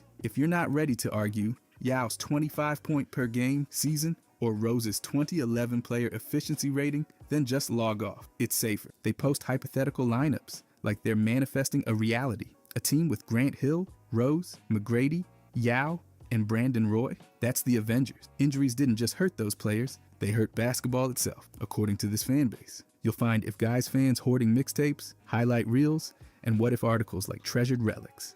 They don't follow current NBA news. They follow timelines that broke in the early 2000s and never recovered. So yeah, they're loyal, delusional, poetic, and extremely online. And if you ask them who's the greatest ever, they might just say Derrick Rose. If 80s, obsessed fans. These folks don't just watch basketball, they watch time travel. If the broadcast isn't in grainy VHS quality and there aren't shorts short enough to double as denim diapers, they're not interested. They're convinced the 80s were the last time real basketball happened, and everything since has been a corporate-sponsored layup drill with Wi-Fi. They live and breathe Magic vs. Bird. Mention either one and you're about to get a PowerPoint presentation on how they saved the league from extinction. Magic's no-look passes, Bird's icy trash talk. These fans talk about it like it happened yesterday, even if they weren't alive to see it. They'll tell you the 87 finals was better than any series ever, and they've got the Nielsen numbers and a grainy highlight reel to back it up. Physicality? That's their whole identity. Hand-checking, elbow, players with actual blood on their jerseys. This was basketball, not interpretive dance. They'll bring up Bill Laimbeer like he's some mythological beast who made LeBron look like a cartoon bunny. And don't even mention foul calls. To them, flopping is a modern plague that should be punishable by public shaming and maybe mild jail time. Modern fans try to show off Steph Curry's range, and these guys respond with a Bird quote and a stat sheet from '86. They swear Bird would average 40 a game today with a one leg and a cup of black coffee in his hand. Every time someone brings up Kevin Durant, an 80s obsessed fan logs on to say, But could he survive the Jordan rules? They obsess over the old dynasties. The '86 Celtics, Showtime Lakers, Bad Boy Pistons. These squads are treated like sacred relics. They'll tell you those teams would sweep any modern contender. You can show them a team with Giannis, Curry, and Embiid, and they'll shrug and say, but have you heard of Dennis Johnson? And yes, they hate the modern game's three-point obsession. Back in their day, you had to earn every basket by wrestling a man in the paint, not jacking up threes from half court. They miss the mid-range jumper, like it was a lost art form. You mention analytics, and they look at you like you just insulted their grandma. They live in the comment sections of Reddit's Vintage NBA, posting clips of Wilkins dunks and writing emotional essays about how Kevin McHale's post moves should be taught in schools. They don't want pace and space. They want bruises, sweatbands, and center court fights that were somehow still called playoff intensity. Their loyalty to '80s players is almost absurd. They'll argue Larry Bird had better vision than any modern point guard, despite looking like he moonlighted as a high school science teacher. Magic, they say he invented joy. Jordan, before the Gatorade and the shoes. They talk about him like he was forged in a lab to humiliate defenders and end careers. Their aesthetic is all retro everything. Give them short shorts, retro warm-up jackets, and throwback Converse sneakers. They own Celtics pennants that look like they've survived multiple wars. If it's on eBay and smells like mothballs, they want it. They don't even watch games on HD. If it's not on a glitchy VHS rip with a fuzzy CBS logo in the corner, it's not basketball. And the trash talk, they miss it like it was a long-lost friend. They talk about Bird calling his shots and dunking on people with a backhanded compliment midair. Today's players tweet emojis. Bird told you he was going to drop 40 on you and then did it in silence with a smirk and a pair of orthopedic shoes. They say things like, the '86 Celtics would destroy the 2024 Warriors, and they mean it. Doesn't matter how many threes are raining down, these fans believe that passing to Kevin McHale on the block solves every basketball problem. They're not wrong. They're just stuck in a time loop. So yeah, '80s obsessed fans are a hilarious mix of romantic, delusional, and somehow still convincing. They miss when basketball was raw, unscripted, and maybe slightly dangerous. To them, the modern NBA is just basketball with training wheels, and if you disagree, just wait. They've got a Larry Bird highlight, real queued up, and they're not afraid to hit play. He just needs minutes. Fan, these are the true believers, the church of per 36-minute projections, the keepers of G League box scores. While other fan bases argue about all-stars and MVPs, these folks are writing long threads, explaining why Cam Reddish is secretly the best player on earth if someone would just let him play more than 13 minutes. They're obsessed with potential that only shows up in 5-minute bursts in preseason games. Bol hits a pull-up three and blocks a shot in garbage time. That's enough to declare him the next Giannis. They've got receipts from 2022 when he averaged 9 points and nearly 6 boards in 21 minutes. And they've been arguing ever since that all he needs is a consistent 30-minute leash to unlock his inner unicorn. Bronny James is another sacred name. He dropped 17 in a late season game against Milwaukee, and suddenly the takes are flying. He's better than Caruso right now. Never mind that he's averaging 2.3 points in 5 minutes per game. These fans are convinced that with 25 minutes a night, he's cooking every night like it's a G League game. Mac McClung fans, fully unhinged, in a good way. This guy wins the dunk contest for the 3rd time in a row, and everyone's ready to crown him king of the two-way contract. He averaged 25.7 points and 6.6 assists in the G League last season, and to these fans, that's proof he's ready to drop 20 a night in the NBA if the Magic would stop playing actual NBA players. And then there's Cam Reddish, the patron saint of He Just Needs Minutes Twitter. He's been on the verge of a breakout since Duke. His fans will tell you he locked up Paul George one time in 2023, which in their minds makes him a two-way star who's just waiting for a coach brave enough to let him shine. These fans are powered by per 36 stats, like it's a new religion. Bol's 13.8 points and 8.8 boards per 36. That's all NBA in their world. Bronny's 22 per 36 in the G League. Instant starter. They treat those numbers like they're real, like they actually happen outside of the spreadsheet dimension, where nobody gets tired or commits fouls. And if a player's not getting minutes, the coach is always to blame. Redick benches Bronny? That's sabotage. Darvin Ham played Reddish over Reeves last year. Career malpractice. They don't care about team fit, schemes, or rotation. They just know their guy would drop 15 if someone handed him the keys. They're not discouraged by missed shots or shaky stats either. Bronny could go 2 for 10, and they'll point out the good screens. McClung gets cooked on defense? Look at his hustle. Reddish shoots 39% from the field? That's just a confidence issue. More minutes will fix it. They find hope in flashes. Bronny's 30-point G League game in December 2024, legendary. McClung's 4 perfect scores in the dunk contest, evidence he's too talented to be wasting away in Lakeland. Bol swatting shots and hitting trail threes in Phoenix, that's unicorn behavior. They treat every good moment like a vision of the future. They post highlight clips like it's their full-time job. Bronny's corner threes, Bol's help side blocks, McClung's reverse layups. They're all in rotation on X and Reddit. YouTube mixtapes with Future Star in the title and 200,000 views? Yeah, that's their doing. These fans are relentless in the comments. Someone calls Reddish a bust. They fire back with clips from high school and reminders that he was a top 5 prospect. Bronny gets called overrated. They're quoting G League shooting splits and bringing up defensive metrics you've never heard of. And they say wild things with straight faces. Bol's a 7'2" Kevin Durant. Bronny's already a better defender than half the league. McClung's the next Curry. Cam just needs 1 full season and it's over for the league. They mean every word. They've built whole personalities on this stuff.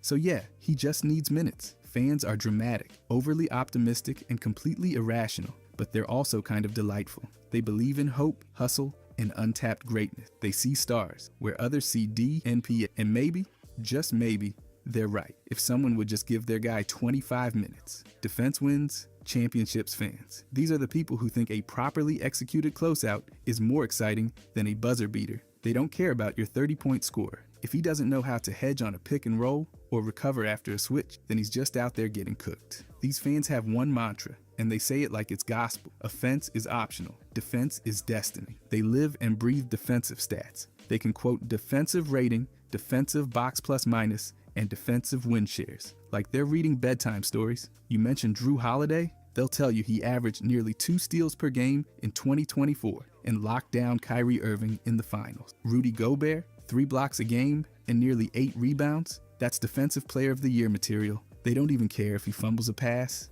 as long as the paint stays locked. Mention Devin Booker scoring 40, and they'll ask what his matchup's field goal percentage was. Bring up Luka Doncic dropping 33, and they'll shake their heads and quote his team's defensive rating. If your team is letting opponents score 115, these fans see it as a moral failing, a breach of basketball ethics. Their favorite players? Drew Holiday, Draymond Green, Marcus Smart, Rudy Gobert, gritty, physical, fundamentally sound. Holiday strips the ball with surgical precision. Draymond barks orders like a field gem while guarding centers and point guards in the same possession. Smart dives onto hardwood like it's a pillow top mattress. Gobert swats shots like he's playing volleyball at the net. These are their champions. Favorite teams? The 2004 Pistons. No flash, all clamps. They talk about Ben Wallace's 3 blocks per game like he personally erased the Lakers' legacy. They bring up the Pistons' defensive rating of under 88, like it was the turning point in civilization. And don't even mention offense-heavy teams unless you want to see an aneurysm in real time. The 2025 Mavericks had one of the top offensive ratings in the league and lost in the playoffs. What's the point of averaging 117 if you give up open corner threes like they're free samples? Is what these fans will scream into the void. They consume defensive highlights like it's a delicacy. Forget poster dunks. They want to see Drew Holiday stripping the ball with the clock winding down. They want Draymond tipping a pass, diving out of bounds, and saving the possession. Marcus Smart forcing a 5-second violation, chef's kiss. YouTube videos of defensive plays have a permanent home in their browser bookmark. They are also award absolutists. Gobert winning Defensive Player of the Year for the 4th time? Deserved. Smart getting it. In 2022, redemption for all guards everywhere. They'll write long Reddit posts defending a player's block percentage like it's a doctoral thesis. Playoff flameouts? That's a team problem. The defense was sound. The offense just didn't honor the grind. They pine for the old days too. The bad boy Pistons. The Duncan-era Spurs. The days when basketball was physical and fouls had consequences. When a 3-point attempt came with bruises, not just a flailing arm. They will swear that the 1989 Pistons would physically dismantle any modern team, despite the fact that today's players shoot from 35 feet like it's nothing. They get into statistical trench warfare. You bring up scoring averages, and they'll counter with Raptor scores and deflection numbers. You talk efficiency, and they're pulling up Gobert's block percentage or Holiday's defensive rating. You try to explain spacing, and they're like, okay, but who's stopping the backdoor cut? Their language is full of quotes that sound like locker room posters. Offense wins games, defense wins championships. You can't teach hustle. Gobert is a no-fly zone. Draymond is the soul of the dynasty. Holiday is what Booker wishes he could be with a clipboard in his hand. They will say, with complete seriousness, give me 5 Bruce Bowens. and we're going undefeated. So yeah, Defense Wins Championships fans are intense, nerdy, and occasionally insufferable. But they believe in the little things. The box out that no one notices. The help side rotation that saves the possession. The clutch steal that swings the game. In their world, glory isn't found in highlights. It's in the stop that no one saw coming. Trade machine maniac. These are the digital GMs, the armchair architects, the unlicensed capologists who spend more time on Fanspo than most actual front offices. They are the spreadsheet warriors who believe the real NBA action happens not on the court, but in the simulate trade button. They don't just watch basketball, they rearrange it. These fans know the NBA's collective bargaining agreement better than the average lawyer knows divorce law. You casually suggest the Lakers trade for a star, they're already typing. That violates the second apron rule. And the Lakers are hard capped after LeBron's $39 million deal. If you don't know the difference between a traded player exception and a biannual exception, they will mock you, politely, but with malice. They obsess over trades the way normal people obsess over food or shelter. You'll find them creating 4-team trades involving obscure veterans, protected picks, and 9 trade exceptions just to move Duncan Robinson to the Spurs. They don't care if the trade makes sense, only that it's legal. The value's questionable,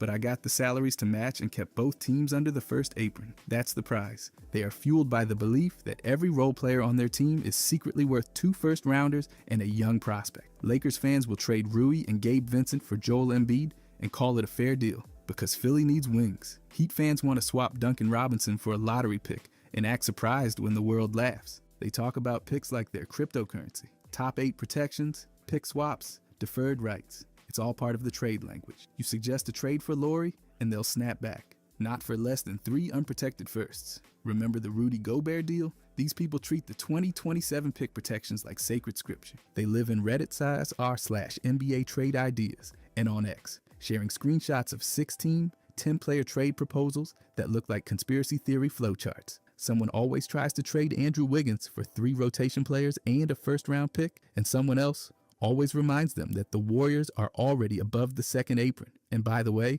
that's not how sign and trades work.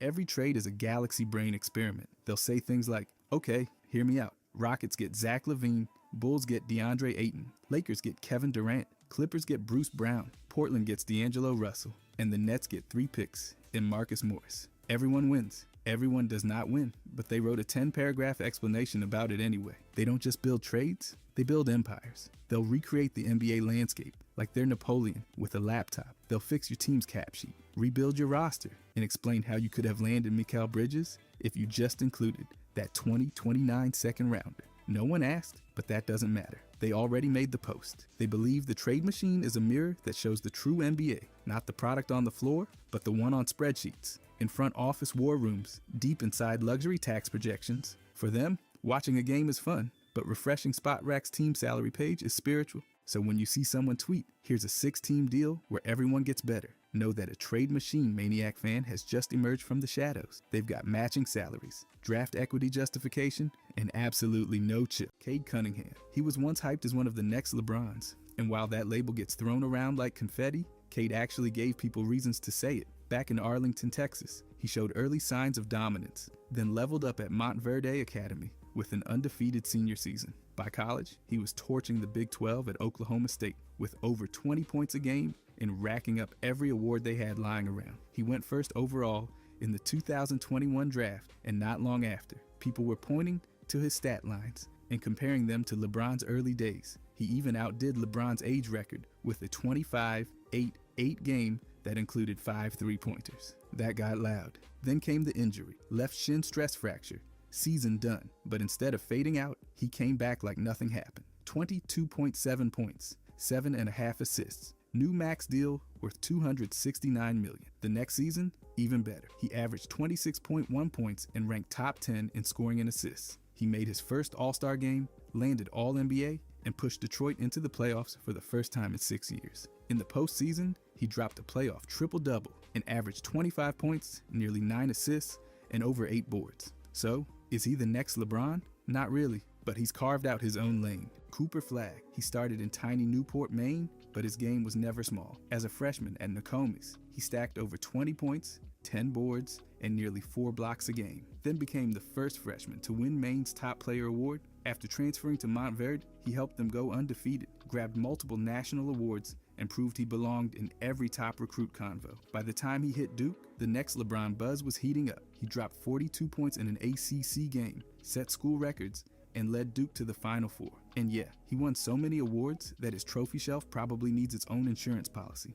After one college season, he went first overall to Dallas in the 2025 draft. His summer debut was rocky, but he immediately bounced back with a 31-point performance. He got praised by Shaq for how calm he looked, and LeBron himself complimented his maturity and versatility. Analysts keep comparing his IQ and Polish to LeBron's early days. One executive even said he's the most complete 18-year-old since LeBron. Scalabrine called him a basketball supercomputer. The Mavericks got a top pick who's already being compared to one of the greatest ever. But unlike a lot of names thrown into the next LeBron fire, Cooper's done nothing but earn the attention. From high school to college to the pros, everything points toward a player who's not overwhelmed by the noise. He's building something real. R.J. Barrett. Coming out of Canada, he already had buzz before he hit the States. After dominating high school ball in Mississauga, he transferred to Montverde and led them to an undefeated season, sweeping all major high school awards. The first player to do that since LeBron. That kicked off the next LeBron talk. At Duke, he didn't slow down. He averaged over 22 points,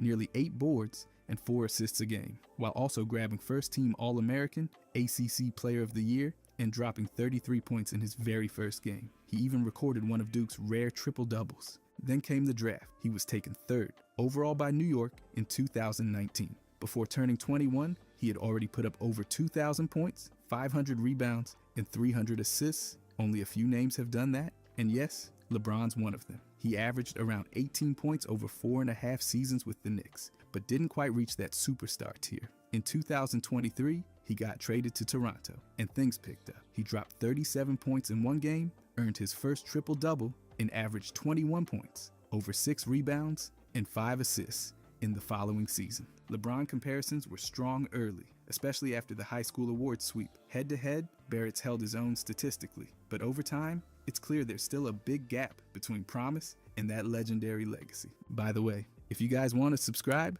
I'm going to be posting every day. Thanks. Anyways, Anthony Davis. He wasn't always a giant, but by the time he hit his senior year in Chicago, he'd grown into a 6'10" shot-blocking nightmare. He went from an unknown charter school guard to the top high school recruit in the country. Then at Kentucky, he wrecked the paint, set records in blocks, and led them to a national title while stacking awards like Defensive Player of the Year and Most Outstanding Player. No one questioned why he went first in the 2012 draft. In New Orleans, he exploded onto the scene. He made the all-rookie team, earned all-star nods, led the league in blocks, and stacked all-NBA and all-defense honors. By the time he got traded to the Lakers in 2019, he was already feared. That same year, he went off with a 40-point, 20-rebound game in just 30 minutes, and later helped them win a championship in 2020. He signed a massive deal, kept stuffing stat sheets, and added an NBA Cup win in 2023 with a monster performance. He ended up winning a championship with LeBron. By 2025, he was traded to Dallas in a deal that shook the league. In his debut, he dropped 26 points, 16 rebounds, 7 assists, and 3 blocks. The comparisons to LeBron when he was young came less from hype and more from impact. He redefined the modern big. He's won 3 golds with Team USA, been an All-Star 10 times, and continues to anchor elite-level play no matter what jersey he's wearing. O.J. Mayo. Back when most kids were worried about algebra, he was dropping 23 points per game in 7th grade against high schoolers. By the time he hit his senior year, he was putting up nearly 30 points, 9 rebounds, and 6 assists a night across multiple schools. He had a state title, 2 Mr. Basketball awards, and the label everyone tosses around carelessly, the next LeBron. At USC, he played 1 strong season, averaging over 20 points and earning All-Pac 10 honors. He went 3rd in the 2008 draft and got traded to Memphis on day 1. Right away, he showed out, 2nd in Rookie of the Year voting, All-Rookie First Team, and flashed the kind of scoring talent that got him all that attention in the first place. But it didn't last. He averaged nearly 14 points across 8 NBA seasons with Memphis, Dallas, and Milwaukee. But suspensions and inconsistency started to chip away at the shine. A 10-game suspension in 2011, a fight over a card game, and eventually a fractured ankle, and a league ban in 2016 for violating the anti-drug policy. After the NBA, he bounced overseas, Puerto Rico, China, Russia, Egypt, and finally transitioned to coaching in 2024. The LeBron comparisons were built on raw talent and early dominance. But unlike LeBron's 20-plus year legacy, Mayo's career veered off course early and never made it back. Victor Wembanyama. They called him the most hyped prospect since LeBron. And honestly, he gave them plenty of reasons. Born in France in 2004, he grew up surrounded by athletes. By age 15, he was already playing pro ball in France. From Nanterre to Asvel to Metropolitans 92, he kept stacking awards. League MVP, best defender, top scorer, rebounder, and blocker. Before he ever touched an NBA court, he had already built a resume that made scouts foam at the mouth. Then the Spurs grabbed him first overall in 2023. His rookie season wasn't just good, it was absurd. He became the first rookie ever to post over 1,500 points, 200 blocks, and 100 threes in a single season. He led the league in blocks, made all defense first team, and won Rookie of the Year unanimously. His second year started even louder, 50-point games, 5x5 stat lines, and more freaky numbers. He earned an all-star nod, but got shut down after a deep vein thrombosis diagnosis in his shoulder. At that point, he was averaging over 24 points, 11 rebounds, nearly 4 assists, and led the league again in blocks. In the Olympics, he helped France grab silver and looked dominant. The comparisons to LeBron, those came from his total package: size, skill, IQ, and the way he bends the game. He's not just tall, he's terrifying. And even with the setback, it feels like this is just the beginning. Andrew Wiggins. When he came out of Huntington Prep, people were already throwing around the next LeBron label. He had the bounce, the polish, and every major high school award you could name. Naismith, Gatorade, all of it. He went to Kansas for one season, then got picked first overall in 2014 by Cleveland, only to be traded before even suiting up, sent to Minnesota for Kevin Love. In Minnesota, he hit the ground running. He won Rookie of the Year, made All-Rookie First Team, and became one of the Timberwolves' franchise leaders in games played and total points. His production was steady, but he didn't quite become the game changer many expected. In 2020, the Warriors picked him up, and everything shifted. He played a key role in their 2022 title run with a massive 26-point, 13-rebound finals game. That same year, he became an all-star. Then in 2025, he was traded to Miami in a 5-team deal. In March, he dropped 42 points to break a brutal losing streak. That season, he averaged 18 points, 4.5 rebounds, and nearly 3 assists while shooting almost 45%. The LeBron comparisons didn't age well. Wiggins himself called them dumb, said no one's gonna be the next LeBron. He's right. The hype was real, but his career turned into something else. Solid, respected, and still going. Just not the LeBron wrote. Luka. From Slovenia to Spain to the NBA, his rise has been ridiculous. He debuted professionally at 16 with Real Madrid, and by 18, he had already been named EuroLeague MVP, Final Four MVP, and Liga ACB MVP, all in one season. That resume alone put him on the next LeBron radar before he even got drafted. He entered the league in 2018, going 3rd overall and landing in Dallas. Rookie of the Year? Check. All-Rookie First Team? Obviously. Fast forward a few years, and he led the league in scoring while dragging the Mavericks to the NBA Finals. Then came the blockbuster, February 2025. Dallas traded him to the Lakers in a mid-season deal for Anthony Davis. It was the first trade ever to feature 2 All-NBA players mid-year. Luka put up 28 points, over 8 rebounds, and 7.5 assists per game through 28 appearances in Los Angeles. He signed a 3-year deal worth $165 million, becoming the face of the franchise in the post-LeBron era. His numbers are insane. Over 28 points, 8.5 rebounds, and more than 8 assists per game through 450 games. The LeBron talk? It's not wild. From IQ to playmaking to stat lines, he's been pacing ahead of LeBron's early numbers. But Luka's not a copy. He's his own blueprint. And now with the Lakers, he's chasing a legacy that looks less like a shadow and more like a spotlight. Anthony Edwards. He came out of Atlanta with serious hype, 5-star recruit, top of the 2019 class, and already showing flashes of NBA-level athleticism. At Georgia, he averaged over 19 points a game as a freshman and walked away with SEC Freshman of the Year. He went number 1 in the 2020 draft and hit the ground running in Minnesota. His rookie year was strong enough for all rookie honors and a second-place finish in Rookie of the Year voting. Over 5 seasons, he's averaged nearly 24 points, 5 rebounds, and 4 assists per game. But it's the last couple seasons that pushed him into a different conversation. In 2024, he became the first Timberwolves player to average over 25 points, 5 rebounds, and 5 assists.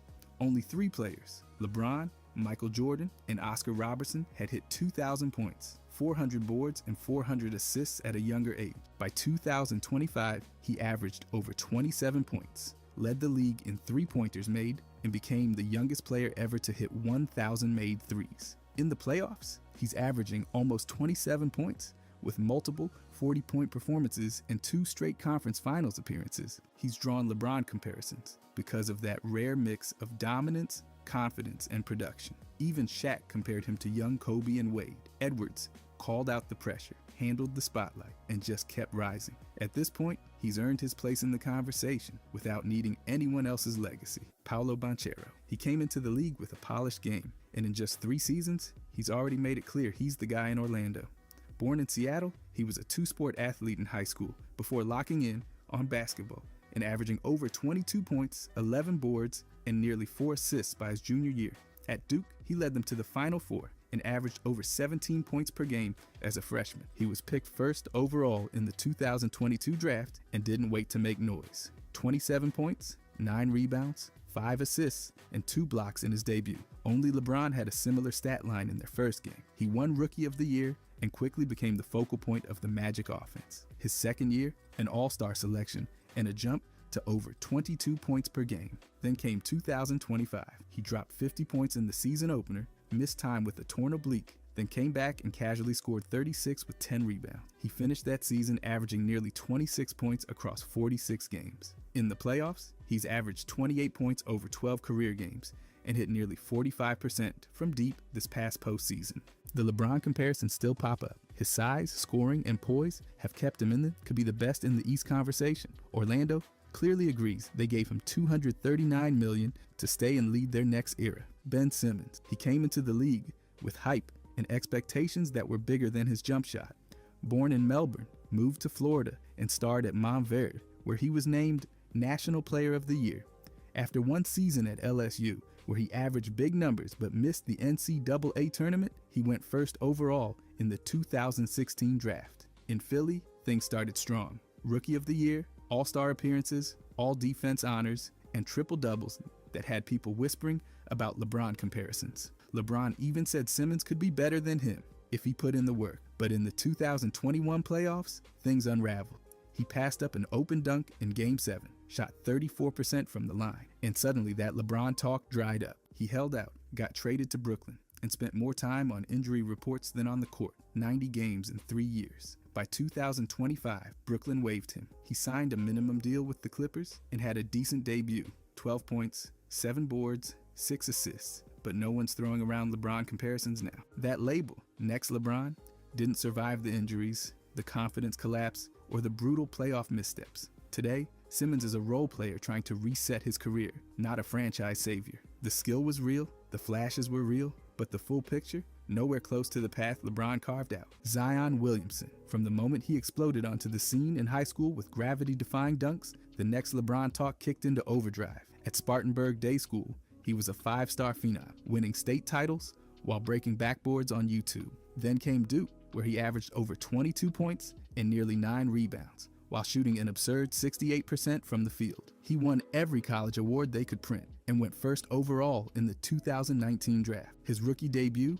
22 points and 7 boards in limited minutes. And then he rattled off one of the longest streaks, a 20-point, 50% shooting games by a rookie in league history. By 2021, he was an all-star and dropping 30-plus points on insane efficiency, like that 14 for 15 shooting night that put him in rare company. The problem has never been his talent. It's been staying on the court. He missed the entire 2022 season with a foot injury, and in 2025, he only played 30 games, sidelined again by a hamstring issue and a backbone contusion. He's averaged nearly 25 points per game on almost 60% shooting across his career, but every season has felt like a cliffhanger. The LeBron comparison made sense in terms of impact and freakish ability, but now, at 25, it's about whether he can stay healthy long enough to write his own legacy instead of being just another what-if. Jabari Parker. He was that guy in high school, won 4 straight state titles at Simeon in Chicago, and was crowned Player of the Year by just about every outlet that mattered. At Duke, he looked like the real deal,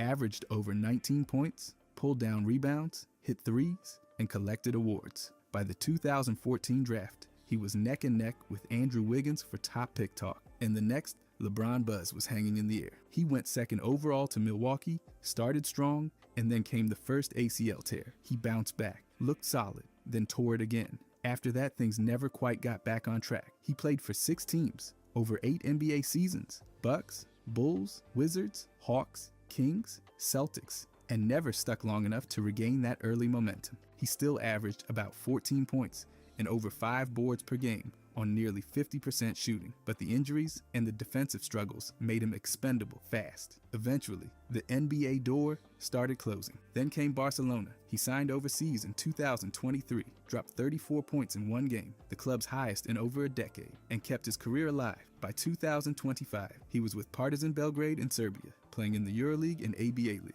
The LeBron comparison? A draft day headline, more than anything else. In head-to-head matchups, LeBron dominated the stat sheets and won 10 of 13 games. Parker had the hype, but the path split early and stayed that way. Ja Morant, he wasn't a blue-chip recruit coming out of high school, but by his second season at Murray State, he became the first NCAA player ever to average 20 points and 10 assists in a season. He went second overall in the 2019 draft and immediately became the face of the Memphis Grizzlies. He won Rookie of the Year, earned multiple All-Star selections, grabbed a Most Improved Player award, and made All-NBA. His career averages through 6 seasons sit at over 22 points, 7 assists, and nearly 5 rebounds per game. In 2025, he put up 23 points and over 7 assists across 50 games. The LeBron comparison was more for his highlight, dunks, and playmaking flair. He's also had his share of turbulence. He missed games in 2025 due to foot soreness, a hip injury in the playoffs, and fell short of award eligibility by not reaching 65 games. Off the court, he's had repeated issues, suspensions, fines, and NBA warnings over gun gesture celebrations. He was fined $75,000 in 2025 after ignoring league warnings. Despite everything, the Grizzlies' front office still backs him as their franchise star. LeBron carved out a legacy through dominance and durability. Ja's path has been much louder and bumpier, but his raw talent keeps him in the spotlight, even as the comparisons stay mostly at arm's length. Marvin Bagley. Back in high school, he was the #1 guy in the entire class of 2017. He reclassified early, dominated at Sierra Canyon, and was putting up nearly 25 points and over 10 boards per game. Then he took that momentum straight to Duke and didn't slow down at all. In his one college season, he averaged 21 points and 11 rebounds, shot over 61% from the field, and won both ACC Player of the Year and Rookie of the Year. No surprise, he was named a consensus first-team All-American. There was early noise about him being the next LeBron. The expectations were still sky high. He got picked second overall in 2018 by Sacramento. His rookie season earned him a spot on the All-Rookie First Team. Then came Detroit, where he had a couple bright moments, including a game with 21 points and 18 rebounds. He bounced to Washington, had a brief run in Memphis, then went right back to Washington in July 2025. Through 289 games, he's averaged 12 points and 6.5 rebounds. As a starter, 13.6 and 7.5. Markelle Fultz. Coming out of DeMatha Catholic High School, he was one of the top players in the country, a 5-star recruit with McDonald's All-American honors under his belt. Then at Washington, he absolutely filled the stat sheet, averaging over 23 points, nearly 6 rebounds, and almost 6 assists per game in just one season. That earned him first-team All-Pac-12 and third-team All-American honors. So yeah, it made sense when Philadelphia took him first overall in 2017. But right out of the gate, things went sideways. A mysterious shoulder injury, later diagnosed as thoracic outlet syndrome, completely threw off his shooting. Still, he did manage to become the youngest player ever at the time to record a triple-double. In 2019, he landed in Orlando and had a few strong moments, including a 26-point game and a 28-point performance in separate seasons. The production was there when he was healthy, but consistency stayed out of reach. Then came Sacramento in February 2025 after the Kings needed depth at point guard, but his numbers dipped again, averaging just under 3 points per game with limited minutes. He went from the next LeBron to more about what could have been than generational hype. Injuries kept resetting the narrative. By 2025, he'd shifted firmly into a backup role, miles away from the spotlight he once owned as a #1 pick, Bronny James. From the start, his name drew attention. Being LeBron's son made that automatic. But Bronny built his own reputation at Sierra Canyon, especially during his senior season when he earned McDonald's All-American honors. His stats on the EYBL circuit showed balance, with around 11.5 points, nearly 5 rebounds, and close to 4 assists per game. Then came USC. After suffering cardiac arrest in July 2023, Bronny returned by December, less than 5 months later. Over 25 college games, he averaged under 5 points, close to 3 rebounds, and just over 2 assists. It was a quiet season statistically, but given the circumstances, his comeback was huge. He declared for the draft and went 55th overall to the Lakers, joining LeBron to form the first father-son duo in NBA history. He scored his first NBA points that October and appeared in 27 games total, but with limited production, averaging just over 2 points per game on rough shooting percentages. In the G League, though, he exploded, scoring over 21 points per game and dropping 30 or more several times. He's dealt with lingering effects from his heart condition and faced some sharp criticism, including one incident where he skipped a teammate's press conference. Still, there's hope. Coaches believe in his defense, shooting growth, and effort. He's not the next LeBron, but he might still find his own lane in the league. Greg Oden, coming out of Indiana, he was a high school monster, leading Lawrence North to 3 straight state titles. He swept up every award you could name: Gatorade Player of the Year, Naismith, Indiana Mr. Basketball. Then at Ohio State, his lone college season was dominant. Nearly 16 points, 10 rebounds, and over 3 blocks per game. He picked up Defensive Player of the Year and was a consensus All-American. In the 2007 draft, Portland made him the top pick, but the celebration didn't last. Right before his rookie season, he needed microfracture surgery and missed the whole year. When he did play, his numbers were solid, around 9 points and 7 rebounds per game, but his knees kept betraying him. He missed season after season, got waived in 2012, and it never really came back around. He tried again with Miami in 2013, got on the court a bit, and even made a playoff appearance. Later, he went to China and actually put up strong numbers, 13 points and 12 rebounds a game with Jiangsu.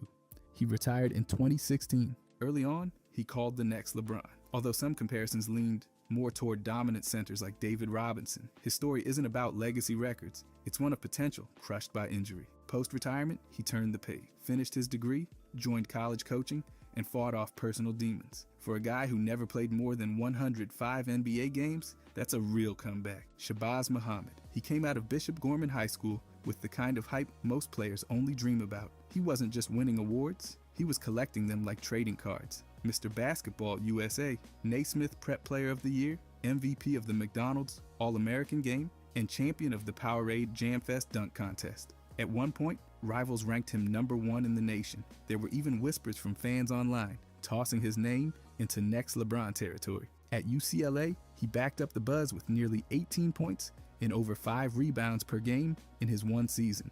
He earned first-team All-Pac-12 and Freshman of the Year. His eligibility situation sparked some brief drama, but once it was cleared up, he stayed on the court and produced. The Timberwolves picked him 14th overall in 2013 after a draft night trade. He had some early success, even making the all-rookie first team. But after a few years in Minnesota and a short stint with Milwaukee, his NBA chapter closed.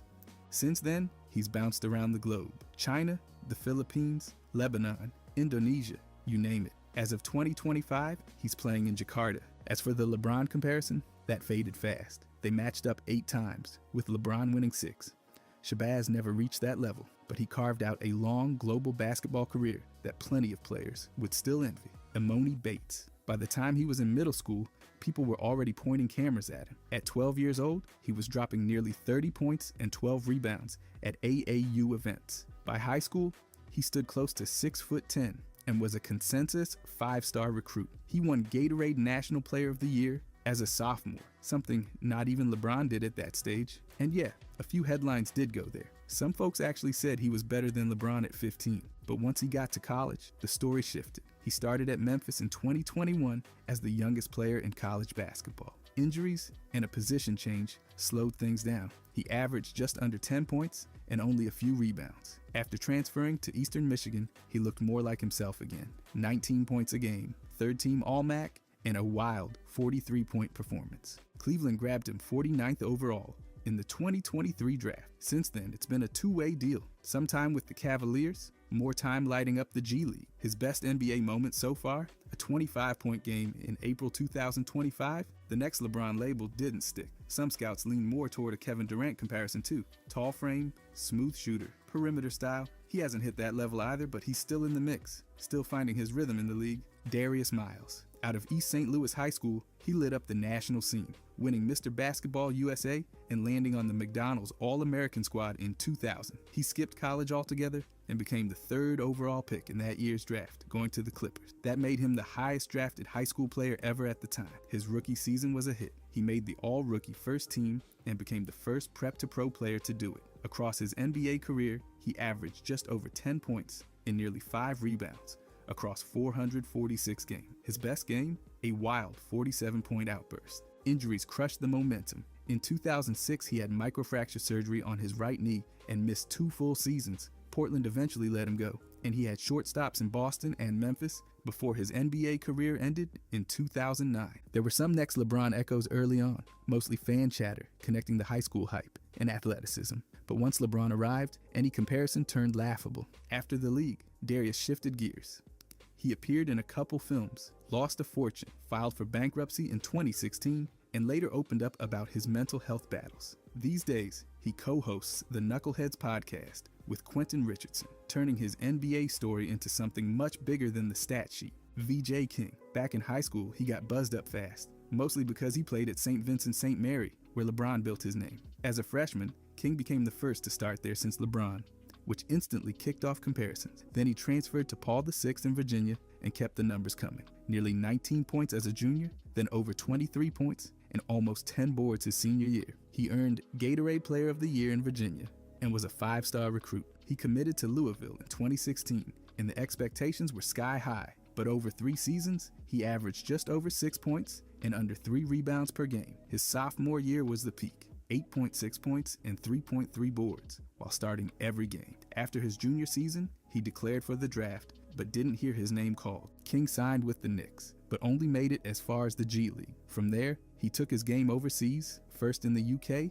with the Bristol Flyers, where he made Team of the Year. Then came Germany in 2023, and in 2024, Italy's top league with Victoria Libertas Pesaro. There, he's putting up almost 14 points a night. That next LeBron talk, it faded fast. It was more about location and early promise than anything real. But King's kept his career going, carving out a solid role internationally. Tiger Campbell. He came up through La Lumiere in Indiana, where he reclassified into the class of 2018 and led one of the top high school programs in the country. By his senior year, he was putting up over 15 points and 7 assists per game. That court vision made him a top point guard prospect. And after decommitting from DePaul, he locked in with UCLA. Right before his freshman season, though, he tore his ACL and redshirted the year. From there, he got to work. Over 133 games, he averaged just over 11 points, nearly 5 assists, and shot over 79% from the line. His senior year was his most efficient, and he left UCLA as one of the top assist men in school history, just behind Pooh Richardson.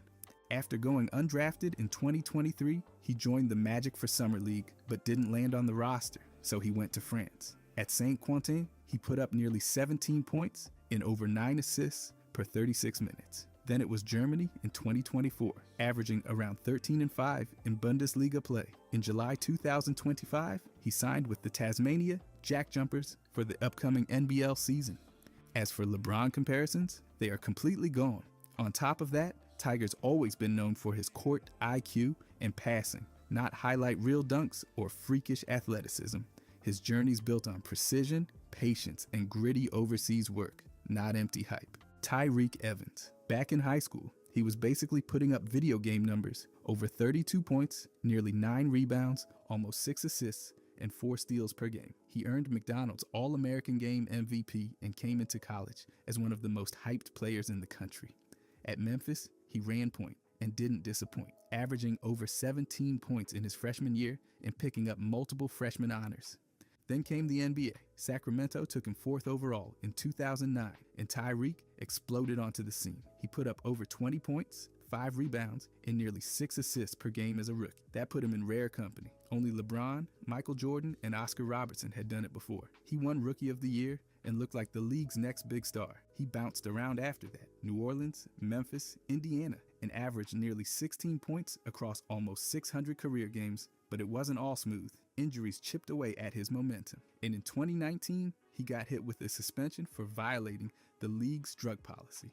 He returned years later, but never found his old form. He was absolutely in the next LeBron conversation early on, especially after that rookie season. The size, the playmaking, the stats, they lined up. But over time, his career became one of those what could have been stories. The talent was real. The trajectory just didn't hold. 2010, right out the gate, there were 83 international players on opening night rosters. That tied the record from 3 seasons earlier. 63 former G League players made it onto official rosters, which was the most ever at that point. The league was slowly becoming more of a global patchwork and more open to developmental talent. Kevin Durant had his breakout year, leading all scorers with just over 30 points per game. That was his first scoring title, and he did it as the youngest scoring champ ever. Steve Nash ran the show for Phoenix, handing out 11 assists per night like it was still 2005. Dwight Howard took control of the glass, pulling in over 13 rebounds a game and swatting nearly 3 shots per night. He also led the league in field goal percentage, clearing 61%.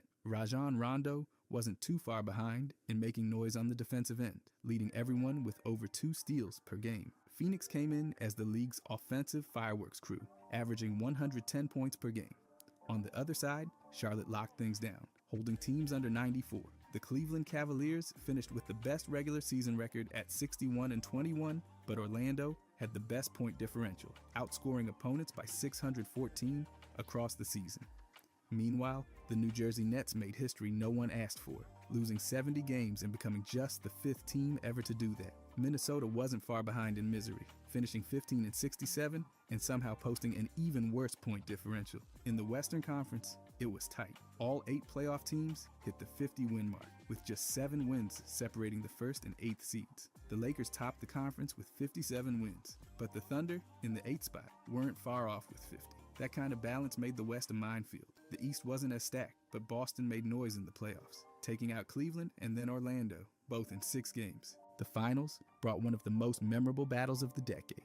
The Lakers and Celtics went to 7 games, and it was ugly in the best way. Los Angeles pulled it off, 83-79, and Kobe Bryant grabbed his 5th ring and another Finals MVP. He averaged nearly 29 points and 8 rebounds in the series. Ron Artest hit one of the biggest shots of his life in Game 7, and Bryant made sure to remind everyone it was just one more than Shaq. LeBron James got the regular season MVP again with nearly 30 points, over 7 boards, and almost 9 assists per game. Tyreke Evans was the Rookie of the Year, joining an exclusive club by putting up at least 20 points, 5 rebounds, and 5 assists per game.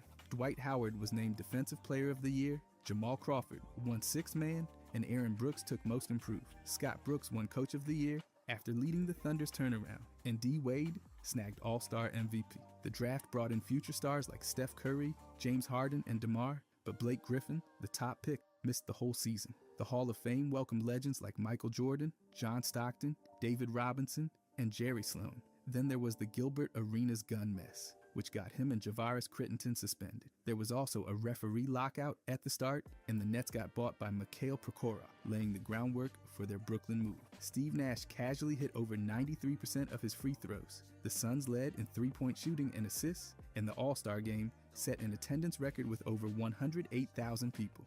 Oh, and Ben Gordon scored the 10 millionth point in regular season history. So yeah, kind of a big year. 2011, the season opened with 30 teams again, but everything felt different. Derrick Rose turned into a full-blown superstar, dragging Chicago to the league's best record at 62-20.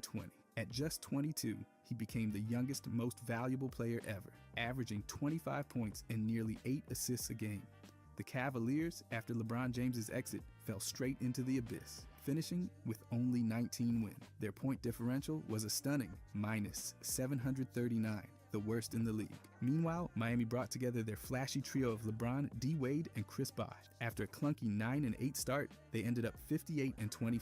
They led the league in point differential at plus 612. The fanfare was loud, the expectations louder, and every game felt like a spectacle. On the flip side, Denver was the top scoring team at just over 107 points per game. Boston had the stingiest defense, holding opponents to 91 a night. Blake Griffin finally got on the court and didn't waste a second. He averaged over 22 points and 12 rebounds per game, and his dunks became a nightly highlight reel. Not just flashy, he was effective and dominant. He earned Rookie of the Year without any real debate. John Wall had a solid debut too, putting up over 16 points, 8 assists, and nearly 2 steals per game for Washington. Kevin Durant led all scorers again, this time at just under 28 a night. Kevin Love was an absolute machine on the boards, pulling in over 15 per game. Steve Nash, at 37, still dished out over 11 assists a night like it was nothing. Andrew Bogut led in blocks at 2.5 per game, doing his best to anchor Milwaukee's defense.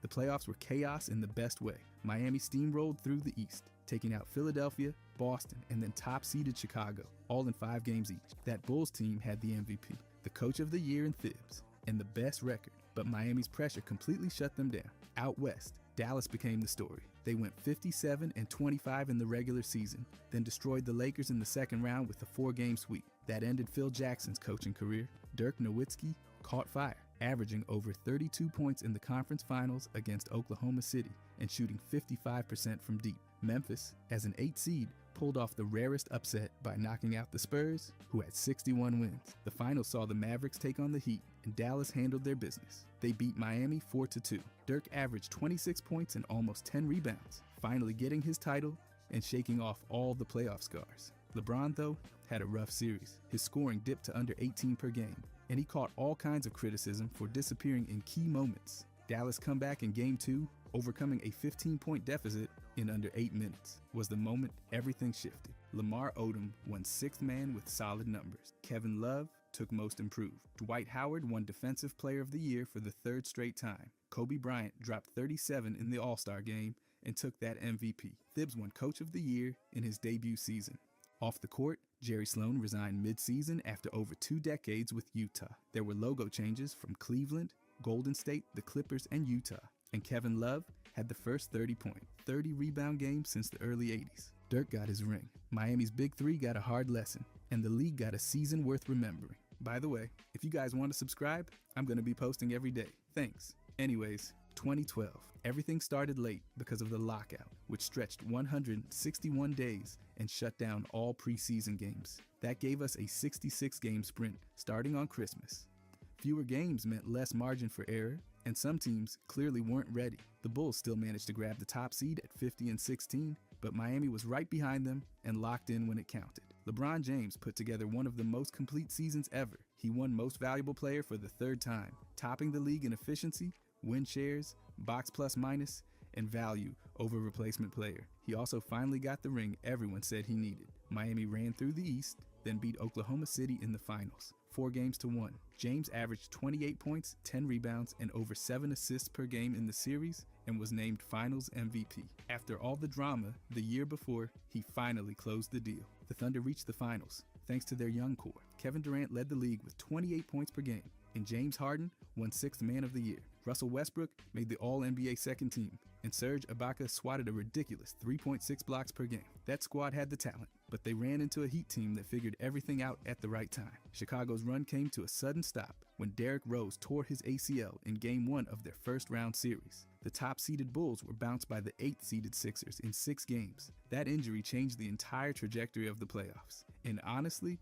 Rose's career. It was a gut punch in every sense. Kyrie won Rookie of the Year with over 18 points per game and helped give Cleveland fans something to cheer about again. The all-rookie first team was loaded too. Klay Thompson, Ricky Rubio, Kenneth Faried, and Kawhi Leonard all made the cut. Looking back, that class ended up shaping the next decade. Dwight Howard led the league in rebounds with 14.5 and made the All-NBA first team. Rajon Rondo led everyone in assists at nearly 12 per game, and Chris Paul topped the league in steals with over 2.5.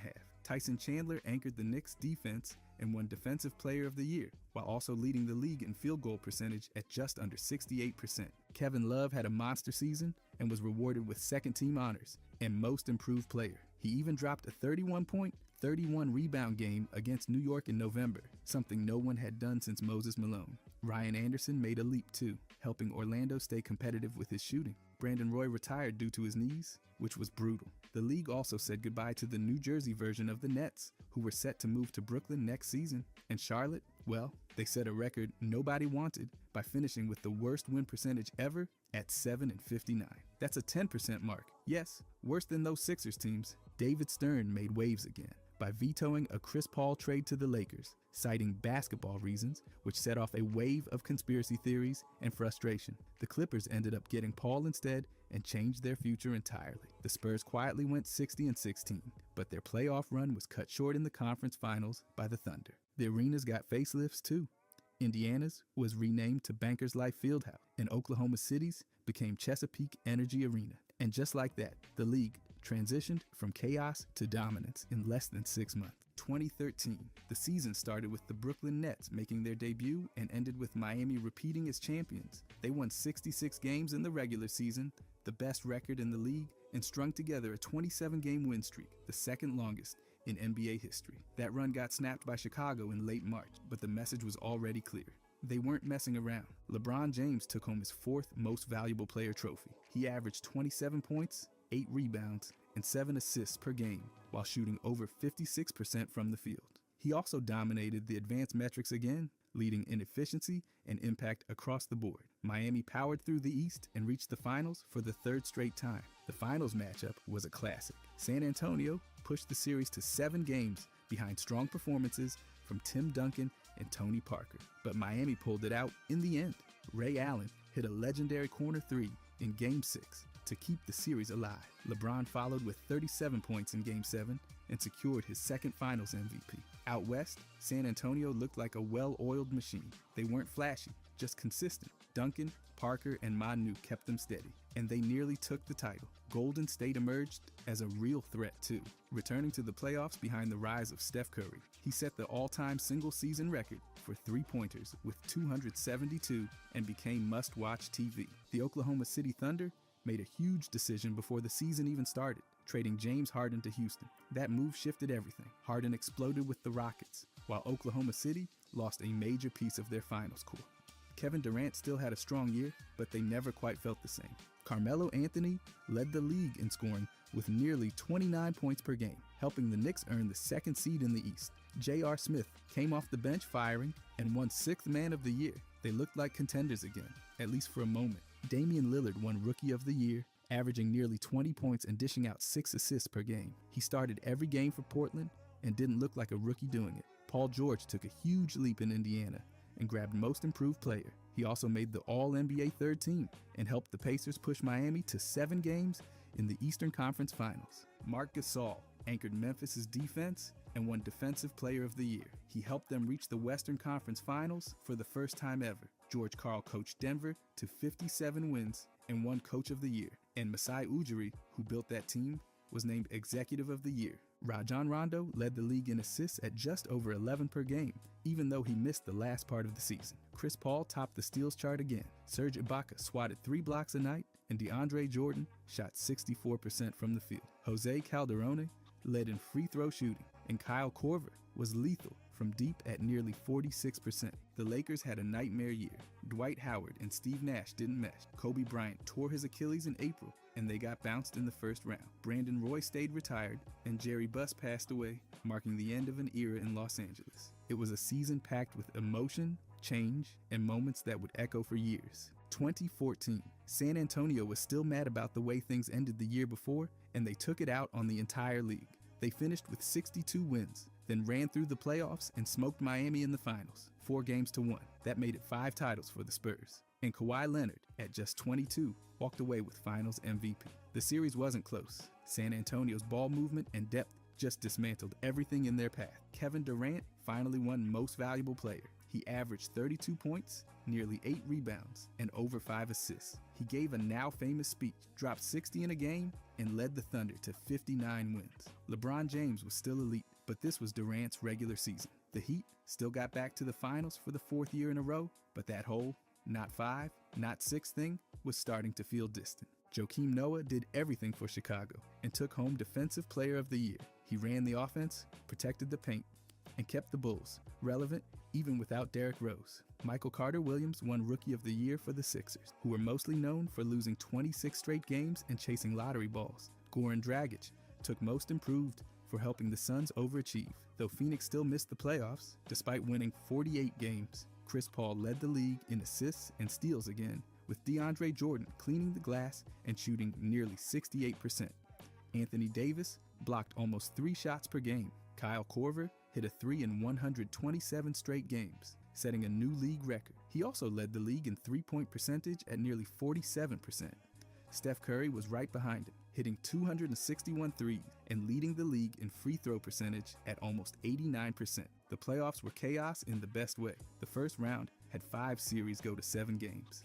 The Spurs barely escaped the Mavericks in the opening round, while the Warriors and Clippers traded blows in a heated 7-game series. The Heat had an easier path, cruising past Charlotte and Brooklyn before taking down Indiana in 6. Then they ran into the Spurs again, and it was over fast. San Antonio's offense was ridiculous, and the games weren't close. Carmelo Anthony had a monster scoring night, dropping 62 on Charlotte. LeBron answered with 61 later that season, also against the Bobcats. Russell Westbrook put up a triple-double in just over 20 minutes, the fastest one since the 50s. David Stern retired on February 1st, ending a 30-year run as commissioner. Adam Silver stepped in and was immediately thrown into the fire. Just months later, Donald Sterling got banned for life after recordings of racist remarks surfaced.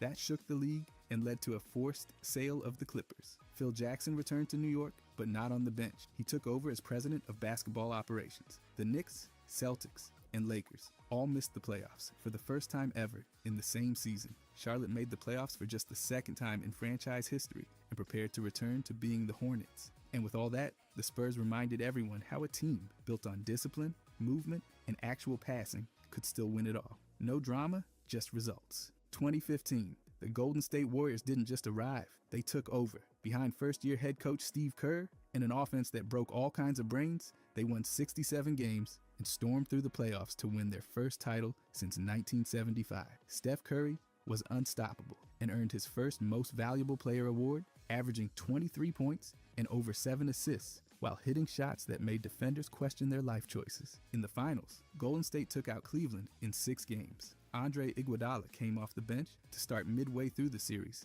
and was named Finals MVP for his work guarding LeBron James. James still put up ridiculous numbers, but with Kyrie and Kevin Love out due to injuries, it wasn't enough. Golden State had the depth, the shooting, and the momentum. Russell Westbrook led the league in scoring at over 28 points per game, even with a mask on for part of the year. DeAndre Jordan pulled down 15 rebounds a night and shot 71% from the field. Chris Paul handed out just over 10 assists per game and continued his usual dominance on both ends. Kawhi Leonard won Defensive Player of the Year, locking up wings and poking away steals at over 2 per game. Klay Thompson dropped 37 points in a single quarter against Sacramento. Not a game, a quarter. He didn't miss a single shot. That game alone made sure his spot on the All-NBA third team was locked. Curry led the league in free throw percentage, while Kyle Korver somehow shot almost 50% from deep across the season.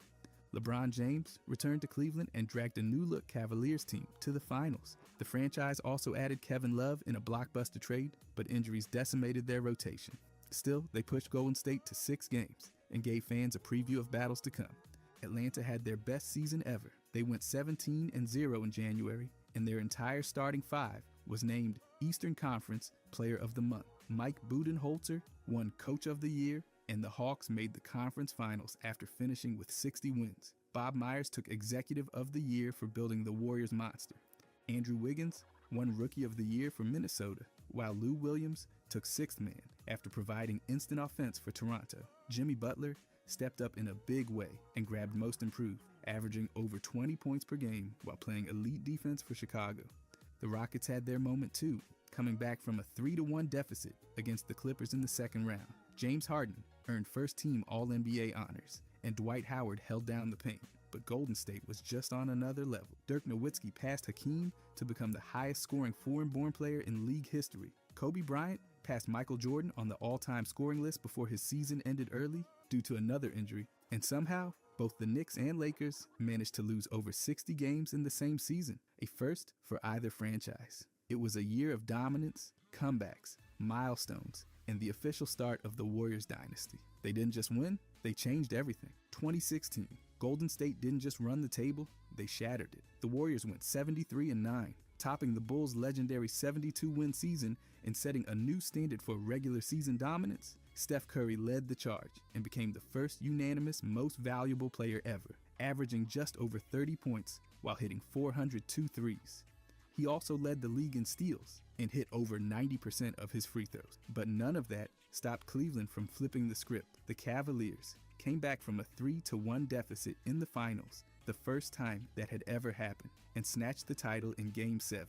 LeBron James was everywhere. He led both teams in points, rebounds, assists, steals, and blocks. That chase down block in the final minutes was seared into basketball memory. Kyrie iced it with a 3 right in Curry's face. Andre Drummond dominated the glass, pulling down nearly 15 boards a night. Rajon Rondo led everyone in assists, dishing out almost 12 per game. Hassan Whiteside swatted away nearly 4 shots every night, while DeAndre Jordan shot over 70% from the field. Redick led in three-point percentage at almost 48, and Curry once again topped the free throw charts. Kawhi Leonard won Defensive Player of the Year again.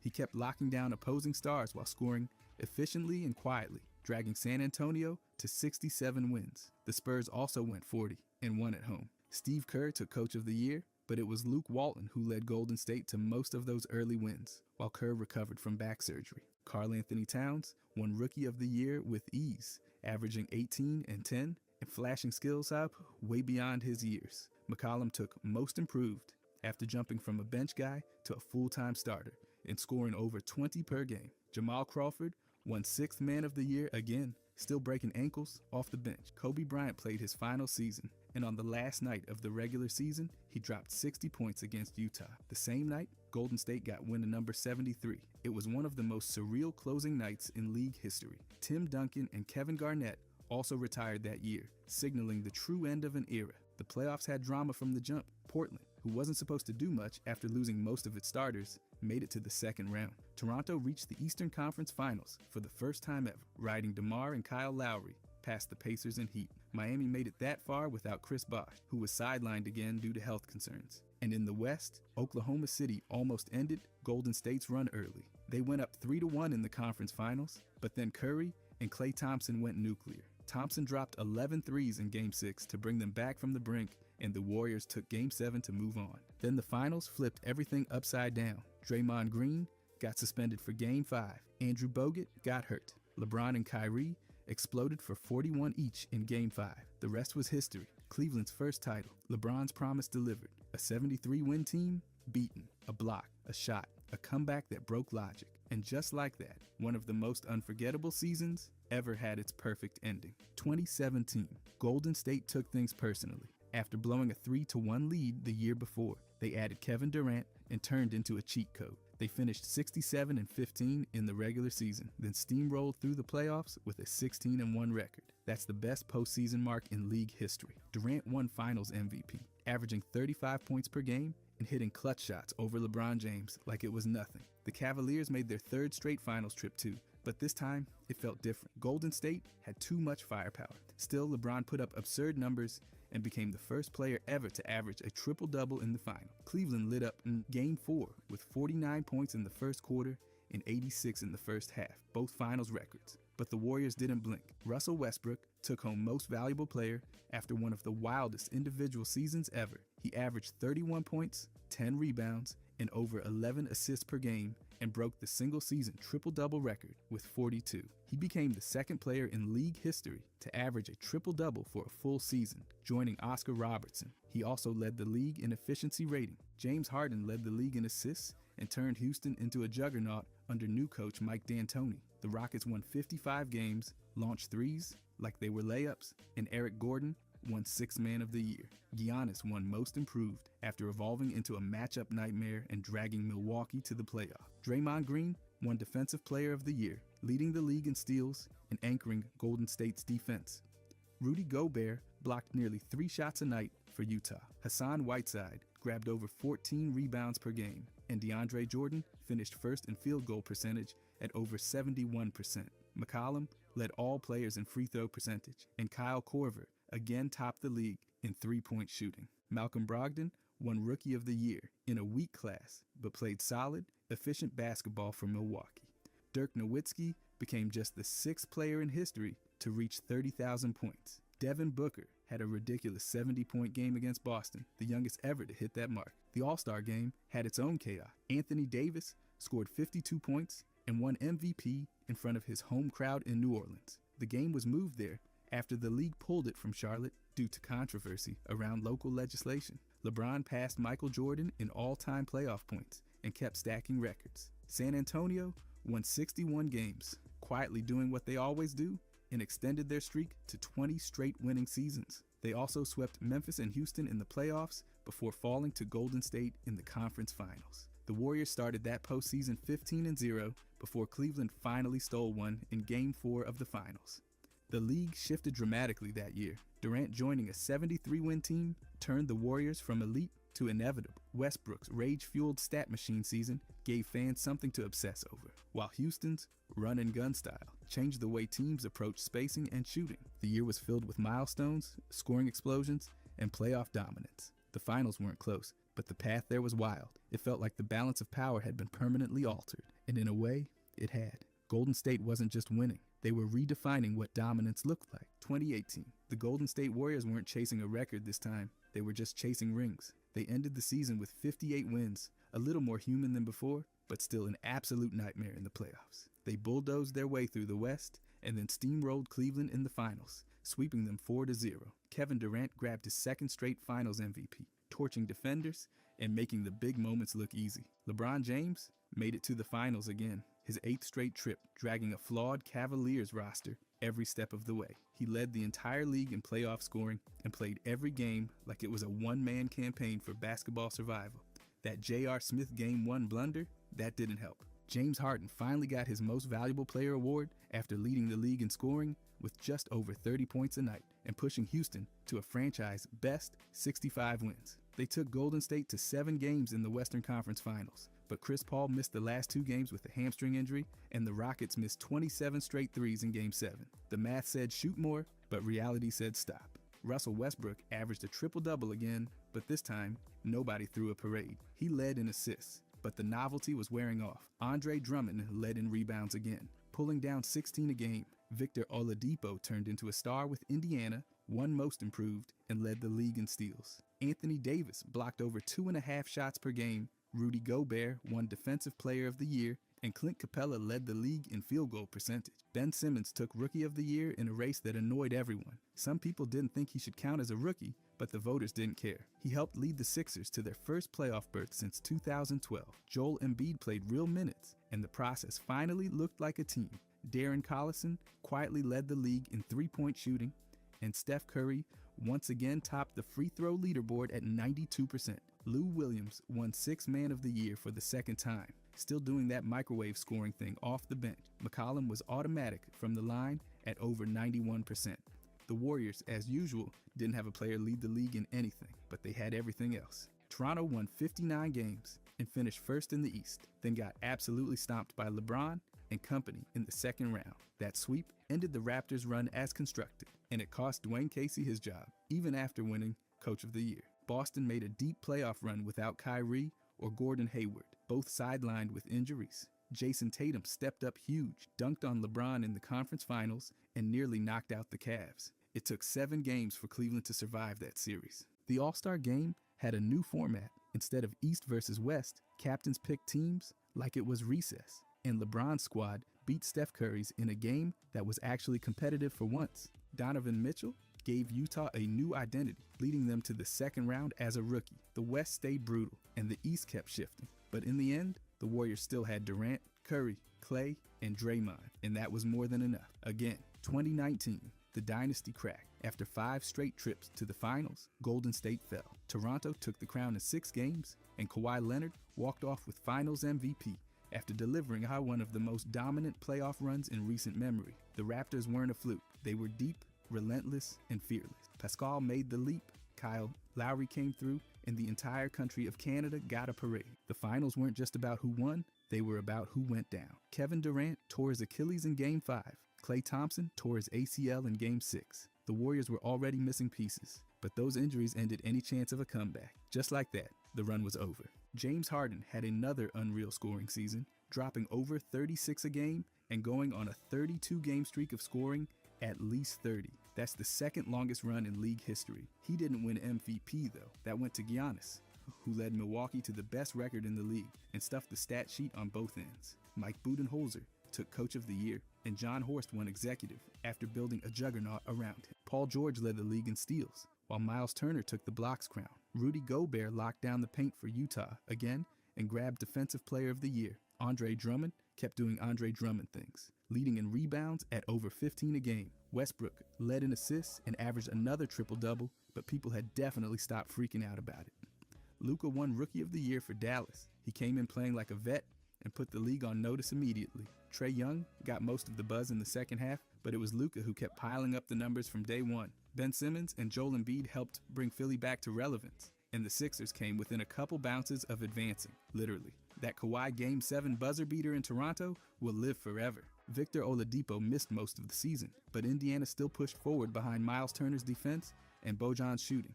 Oladipo's breakout from the year before passed the torch to Pascal this time, who won Most Improved and turned into Toronto's second star. Steph Curry once again led in free throw percentage, and Joe Harris snuck in to top the league in three-point shooting. Clint Capella was the most efficient shooter from the field until Gobert passed him late in the year. Lou Williams won 6th Man of the Year again, because of course he did. The Nets made it back to the playoffs for the first time since 2015. D'Angelo Russell led the charge and made his first All-Star game. Denver returned to form, finishing 54-28 and pushed Portland to the brink in the second round. Damian Lillard closed that series with a deep dagger that sent the Thunder home and waved them goodbye. Literally, LeBron James joined the Lakers, but things didn't go as planned. Injuries, chemistry issues, and front office chaos kept them out of the playoffs. Dirk Nowitzki and D. Wade both retired at the end of the season, closing the book on 2 legendary careers. And if that wasn't enough, the league rolled out new rules, like a 14-second shot clock reset on offensive rebounds and faster replays for hostile acts. The landscape shifted. A new champion was crowned, and for the first time in years, it felt like anything could happen again. Zion Williamson. Zion came into the league like a comet, drafted first overall in 2019, with talk that he might be the next LeBron. The Pelicans thought they'd found their franchise guy. But fast forward a few years, and it's been a string of setbacks that just won't quit. He missed the start of his rookie year with a meniscus tear and only debuted in January, then somehow still made the all-rookie first team. Sounds impressive, until the injuries kept piling up. In the 2021 offseason, he broke his right foot and missed that entire year.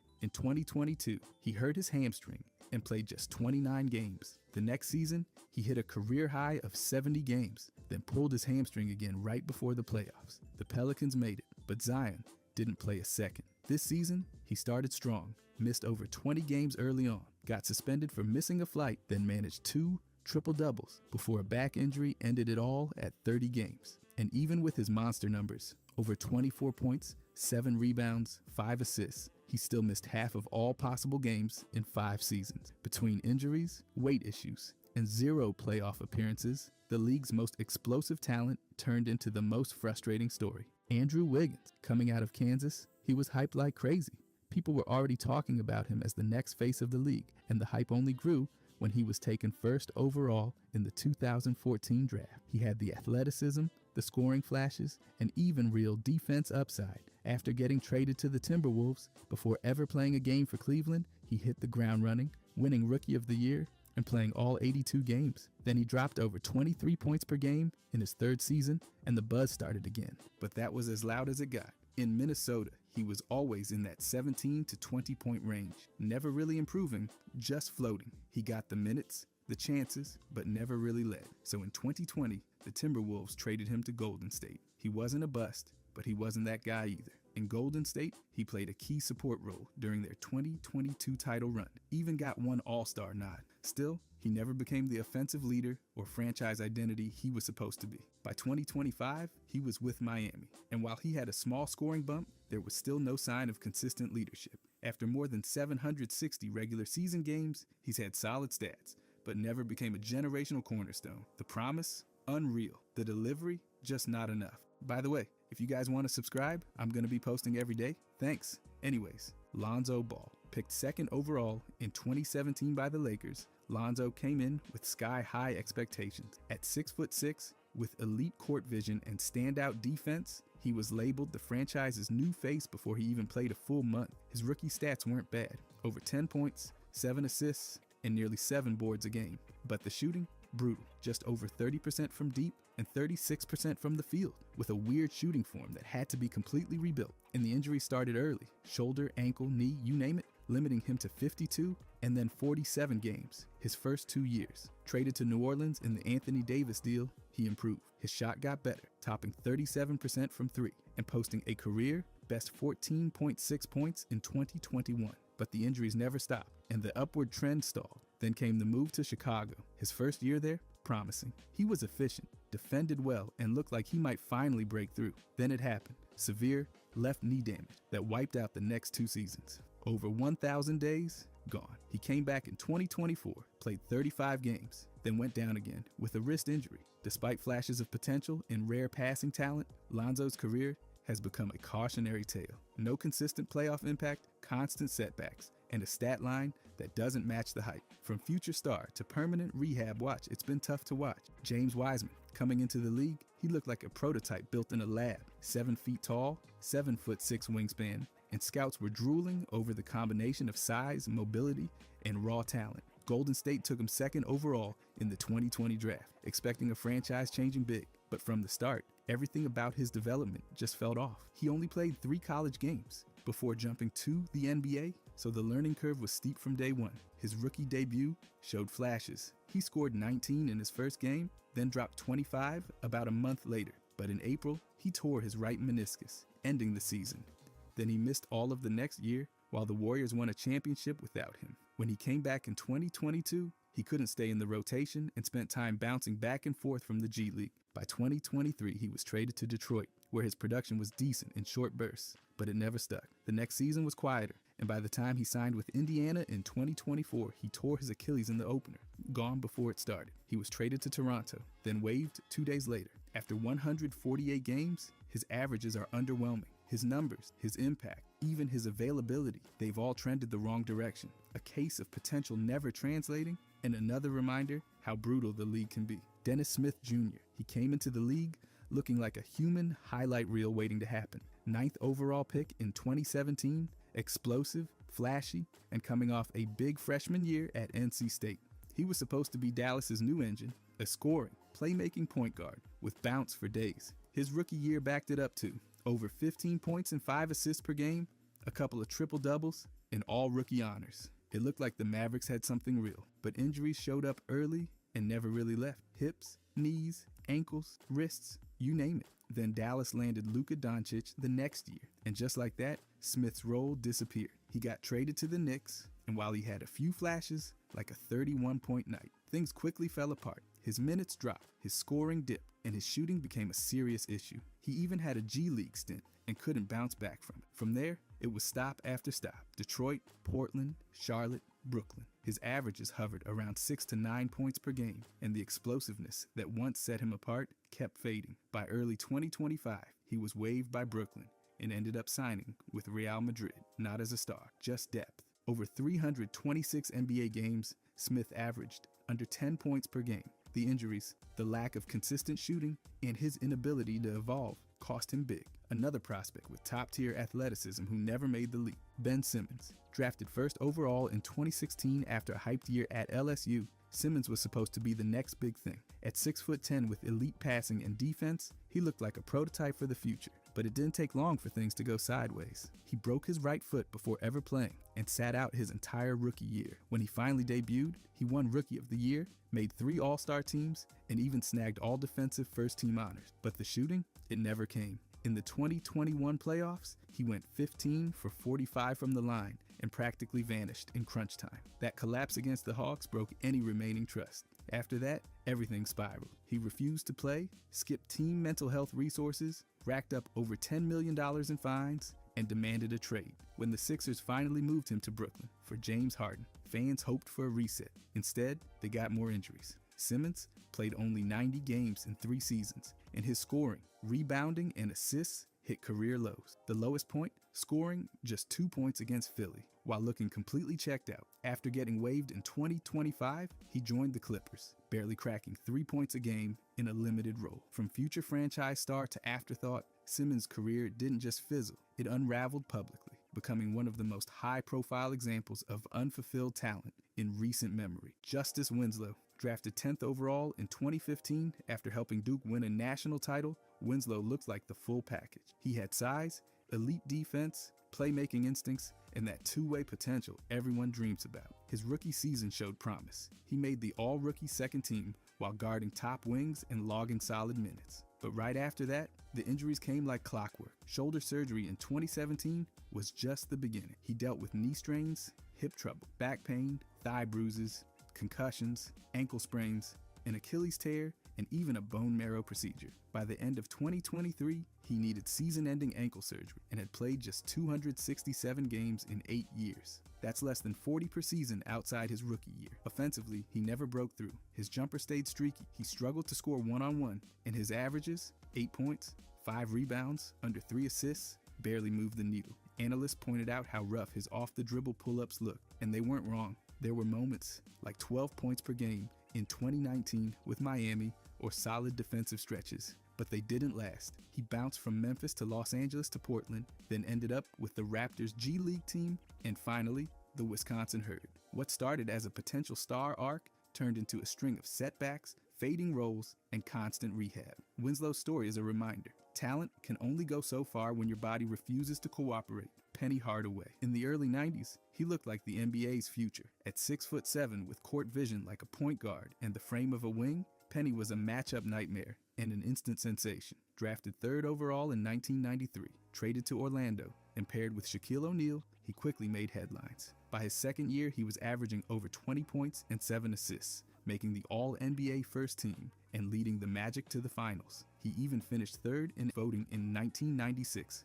4 All-Star selections and 2 first-team honors in his first few years made it feel like the league had its next icon. But then the injuries started. First came the knee problems in the 1997 playoffs, and things went downhill fast. A microfracture surgery in 2000 changed everything. He admitted it took away his explosiveness completely. That signature quickness, agility, and versatility just never came back. From that point, it was a string of limited roles. Stops in Phoenix, New York, Miami. Minutes and scoring dropped. He never averaged 10 points again after those prime years. Across 14 seasons, he played just over 700 games. His averages, 15 points, 5 assists, 4 rebounds, looked solid, but the drop-off was steep.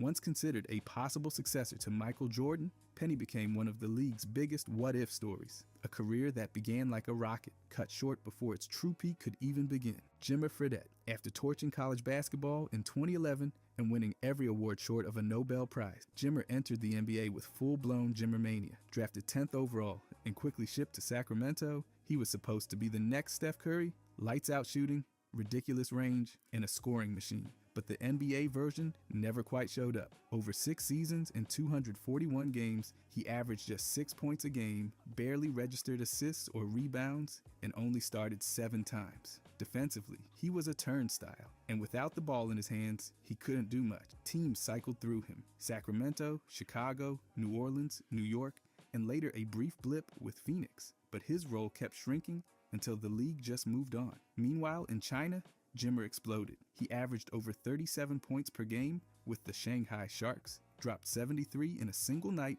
won MVP honors, and made 3 All-Star appearances. But instead of reviving his image, the overseas dominance just made his NBA flop feel bigger. He also had success in Greece and made a strong transition to Team USA's 3-on-3 squad at the 2024 Olympics. He retired in 2025 with a new executive role, but the NBA story never changed. For all the hype, he never became the face of anything except unrealized potential, showing just how different pro success is from college glory. Markelle Fultz. Coming out of Washington, he looked like the total package. 6'4", crafty with the ball, a 3-level scorer, and flat-out dominant in college. The Sixers took him 1st overall in 2017, ready to pair him with their young core and crown him as the next phase of the process. But then came the shoulder, or more accurately, the mystery of the shoulder. He played just 4 games his rookie year before being shut down. His jump shot looked broken, like genuinely unrecognizable. No 3-point attempts, awkward mechanics, and nobody could agree on the actual diagnosis. Turns out it was thoracic outlet syndrome,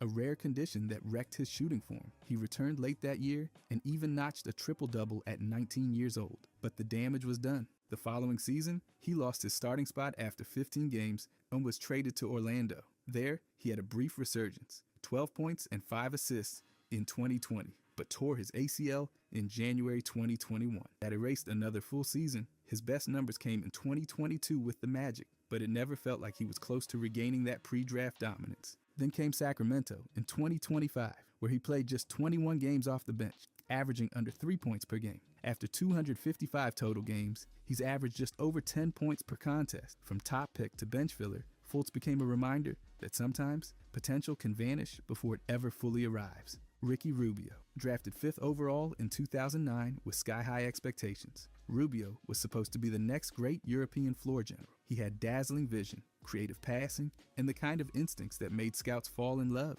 When he finally debuted in 2011, he looked the part. Over 10 points, 8 assists, and 2 steals a game before a brutal ACL and LCL tear ended his rookie year. That injury ended up shaping his entire career. Across 12 seasons, Rubio put up solid numbers, over 7,500 points and more than 5,000 assists. But his scoring just never clicked. He hovered around 38% from the field and barely cracked 32% from deep, which is not great for a guard. Defenders routinely gave him space, daring him to shoot, and most of the time, he missed. Even as a pick-and-roll creator, he ranked last in one analysis for turning the ball over when not passing. He had moments, triple-doubles, flashy assist games, and a memorable playoff run with Utah in 2018, but consistency never followed. Ankle and knee injuries piled up, and by 2023, he stepped away to focus on his mental health. He retired in 2025, returning to his original club in Spain. Rubio's passing was special, no question, but the shooting woes, injuries, and lack of offensive takeover left him far from the franchise centerpiece people once imagined. Michael Carter Williams. His rookie year was a dream start. Drafted 11th overall in 2013, he lit up the league with near triple-double averages, over 16 points, 6 rebounds, 6 assists, almost 2 steals, and even dropped 9 steals in his debut. He won Rookie of the Year and looked like the next big two-way guard for Philly, but the drop-off came fast. After shoulder surgery in the offseason, he missed the start of year 2. Then came a trade to Milwaukee, where a torn hip labrum cut that season short too. From there, it was a carousel of setbacks. Tendinitis, foot pain, ankle issues, and more surgeries. The numbers reflected it. His minutes got sliced in half. His scoring fell into single digits. Shooting percentages kept sinking, and that jumper never developed. From 34 minutes a game as a rookie to barely seeing the court in his late 20s. Over stints with 9 teams, Philly, Milwaukee, Chicago, Charlotte, Houston, Orlando, he could never reclaim that early form. His final averages, around 10 points, 4 assists, and 4 rebounds over 395 games. In the playoffs, just 16 games, under 8 points per contest, and nothing that shifted any series. It was a case of early promise, buried under constant injuries, declining roles, and inconsistent play. A Rookie of the Year who looked like a future leader, but instead became another reminder how fast potential can vanish in the league. Emmanuel Mudiay, drafted 7th overall in 2015, Mudiay entered the league with all the tools. 6'5", athletic, flashy passer, and a frame built for modern guards. After skipping college to play in China, the hype was real, even if an ankle injury over there kept him to just 10 games. When he hit the NBA, he showed some spark. His rookie year in Denver had moments, a buzzer beater from deep, a 30-point game, and he earned all-rookie second team. But the cracks were already there. Shooting below 37% from the field and barely over 30 from 3, he couldn't stay efficient. Injuries kept piling up, especially in his ankles and back, and he lost his starting job by year 2. The Nuggets moved on. In New York, he had a solid stretch, nearly 15 points a game in 2018, but that didn't last either. A sprained ankle and shoulder problems derailed that flash. He signed with Utah after that, but his role shrunk fast, just over 7 points and 2 assists a game in limited minutes. After that, G League, a 10-day contract in Sacramento, overseas leagues, and eventually Puerto Rico, where he won BSN MVPs in 2025. But by then, his NBA chapter had long closed. Mudiay had the raw ability, size, and athleticism, but the shot never came together. Injuries kept resetting his growth, and he never found consistent footing. From top-tier prospect to what could have been, his name's now a cautionary footnote. Austin Rivers. Coming out of Duke and taken 10th overall in 2012, he had all the markers: NBA bloodline, scoring instincts, and playmaking promise. The narrative was set. Coach's son with high IQ, ready to lead a franchise. But that never happened. His rookie season with New Orleans was underwhelming. averaging just over 6 points and 2 assists, while shooting under 38% from the field. Injuries piled on, ankle bone spurs, a fractured hand, and the season ended early. Things picked up a bit with the Clippers, especially in 2017. He started nearly 60 games, hit a career-high 15 points per game, and shot better from deep. But even that stretch got interrupted by an Achilles strain, and when the roster was healthy, he faded back behind other guards. The flashes were there, but never sustained. After LA, he bounced around. Washington, Houston, New York, Denver, Minnesota. The numbers floated between 7 to 9 points per game, and his playmaking stayed around 2 assists. Defensively, he held his own better than most undersized guards, but it wasn't enough to offset the shooting inconsistency and lack of floor control. Across 707 games, Rivers averaged just under 9 points and 2 assists. In 64 playoff appearances, he scored just over 7 points per game. No signature runs, no breakout series. While he had moments, the full picture tells a different story. From potential franchise centerpiece to solid rotation guy, Rivers became a long-tenured example of the gap between hype and reality. Josh Jackson. Coming out of Kansas, Jackson was the guy. #1 high school recruit, All-American and Big 12 Freshman of the Year. At 6'8", with bounce, defense, and a strong motor, scouts loved his potential as a two-way star. Drafted 4th overall in 2017 by the Suns, he was expected to be a franchise cornerstone. His rookie season wasn't bad. 13 points, almost 5 boards, a steal per game, and all-rookie second-team honors. But that was the peak. By year 2, the numbers dipped. 11 points per game, slightly better from deep, but he still shot under 42% overall. And that jumper, it never really improved. Meanwhile, Devin Booker took off and Jackson faded fast. He racked up technical fouls, struggled to stay consistent, and the Suns gave up. Traded to Memphis in 2019, he barely played. 22 games. In Detroit, he briefly looked like he was turning it around with over 13 points per game, but by the next season, he dropped to 7. From there, the story didn't change. Across 291 NBA games, Jackson averaged just over 11 points, 4 rebounds, and never found his net. No major injuries, just a stalled game, poor shooting, constant team shifts, and no clear role. He was passed over by stars, taken later in his draft, and became another example of potential that never cashed out. A high IQ, high hype player who simply never delivered. Brandon Roy, drafted 6th overall in 2006, then sent to Portland. He looked like the league's next big star right out of the gate. Rookie of the year with nearly 17 points per game, and that was while missing over 20 games due to a heel injury. By year 2, he was an all-star. Year 3, over 22 points per game and a spot on the All-NBA team. He was the heart of a rising Trailblazers team, calm under pressure and explosive when it counted. Everything pointed to a long, superstar career. Then his knees gave out. Not just a tweak or a sprain, his cartilage was deteriorating. Bone-on-bone kind of damage. He had multiple surgeries across 2 years, trying to keep things going. But by December 2011, he was only 27 and had to call it quits. That early, he tried coming back with Minnesota the next season, but only lasted 5 games before another procedure ended it all again. In total, Roy played just 326 regular season games and only 15 in the playoffs. His 26-point scoring outbursts in 2009 postseason games faded to under 10 points by the end. He didn't just slow down, he disappeared from the game far too soon. Roy had the talent, the leadership, and the momentum to be the face of the league. But when the knees failed, the dream went with them. One of the most heartbreaking what-if cases in modern NBA history. Scoot Henderson, taken 3rd overall. In 2023, Scoot arrived with all the hype. Elite athlete, explosive first step, high-level playmaker, and billed as the guy who could carry the torch post Lillard in Portland. He had 2 years in the G League Ignite, and the comparisons to Victor Wembanyama weren't just noise. They were baked into his expectations. But 2 seasons in, the reality hasn't matched the promise. As a rookie, he played 62 games, started 32, and averaged 14 points and 5 assists, but shot under 39% from the field and just 32% from deep. Turnovers piled up, and adjusting to the NBA pace clearly threw him off. Year 2 didn't bring the leap. His numbers dipped, 12.7 points, 5 assists, shooting barely above 41%, only 10 starts in 66 games. As his role shrank behind Anthony Simons, Shaedon Sharpe, Grant, his few standout performances, like the 39-point night against Brooklyn, were followed by lows, like the record-setting -58 game against Miami. He missed time with a sprained ankle as a rookie, then closed his sophomore year sidelined again with a concussion. For someone once seen as a franchise savior, the production's been underwhelming. His flashes show promise, but the consistency, shooting, and team impact haven't come together. Scoot's journey so far looks less like a future face of the NBA and more like a tough lesson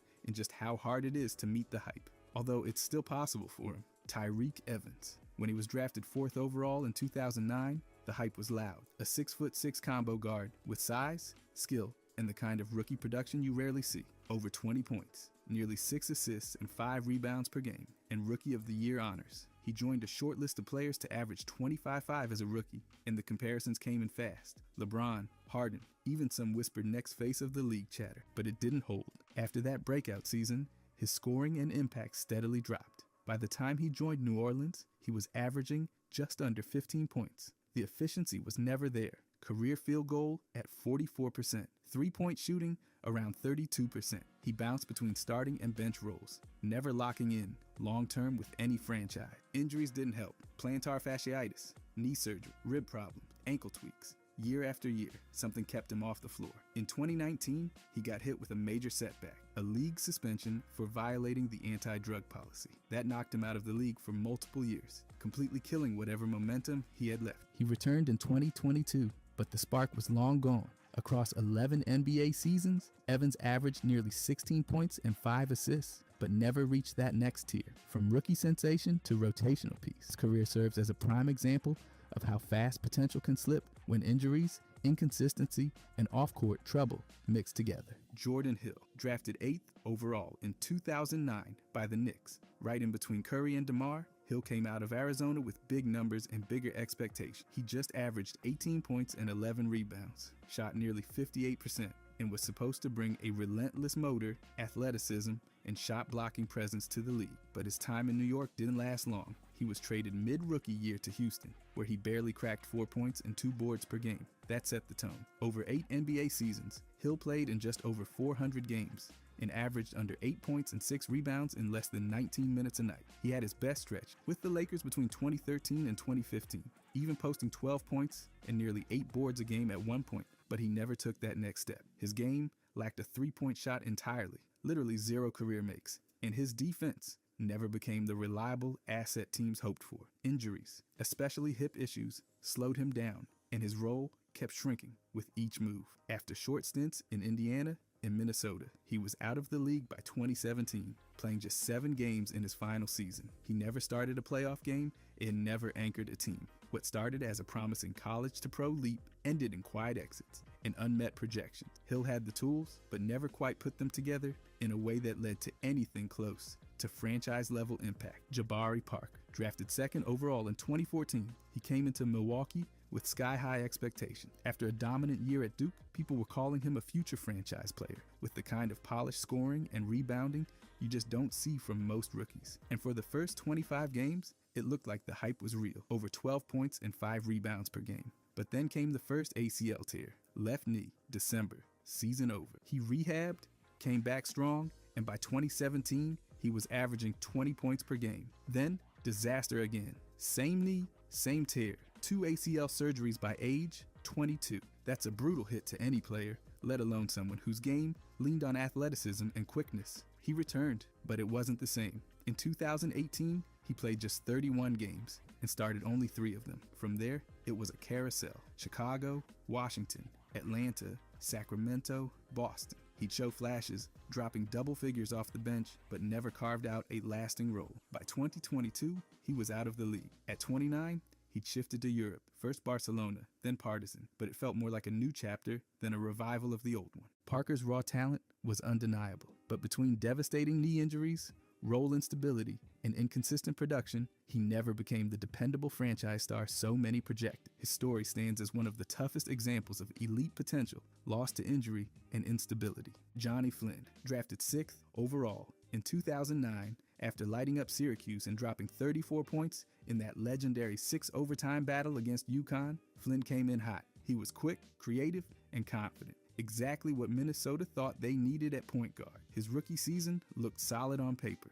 13.5 points, 4.5 assists, and 81 starts. But that's where the momentum ended. He had hip surgery in the summer of 2010, and everything changed. In his second season, the numbers dropped hard. Just 5 points a game and barely over 3 assists in 53 appearances. Suddenly, the explosiveness was gone. He got traded to Houston, then to Portland, but never regained that rookie rhythm. His efficiency tanked, under 40% from the field and around 30% from deep, and he ended up playing only 163 NBA games. After that, it was a quick exit to international stops in Australia and Italy. By 2014, he was done with top-level pro ball. Injuries crushed his development window, and he never carved out a lasting role. Once compared to Damon Stoudemire and seen as a potential franchise guard, Flynn's arc became the exact opposite. He flashed promise, but his NBA career ended almost as quickly as it began. Another reminder that college brilliance doesn't always translate, especially when health pulls the rug out early. Whiteside, picked 33rd overall in 2010,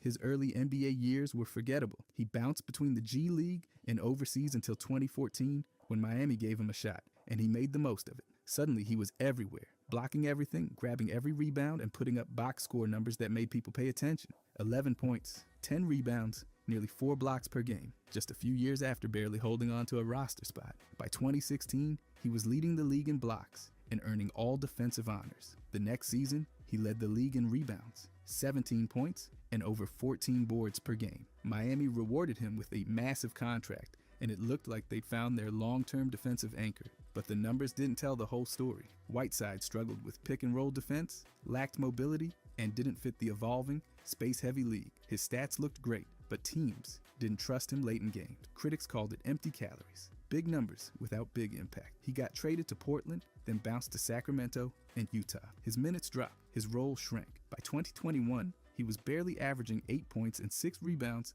in under 16 minutes per game. In 511 games, he averaged solid stats: 12 points, nearly 11 rebounds, over 2 blocks. But the playoff resume? Only 26 games, mostly forgettable. Whiteside's career became the tale of a big man with big numbers who never truly shaped winning teams or lived up to the idea of being a franchise cornerstone. Josh Selby, once the #1 high school recruit in 2010, Selby entered the NBA with hype that outpaced his draft slot. He'd only played 1 year at Kansas, delayed by a suspension and shortened by injury, but still showed enough athleticism and scoring flashes to get attention. Memphis took him 49th overall in 2011, and then came Summer League, where he shared MVP honors with Damian Lillard. That raised eyebrows, but once the regular season hit, all the momentum vanished. In 2 years with the Grizzlies, he averaged just over 2 points a game, less than 1 assist, and shot a painful 33% from the field, 14% from 3. He never started a game, never carved a role, and spent most of his time bouncing between D-League assignments. Even in the G League, he flashed here and there, but never broke through. By early 2013, he was waived. And that was basically it for his NBA career. What followed was a long global tour: China, Israel, South Korea, Argentina, Lithuania, where he played for paycheck and opportunity, not prestige. Scouts had concerns early on about decision-making, shaky shooting, and maturity.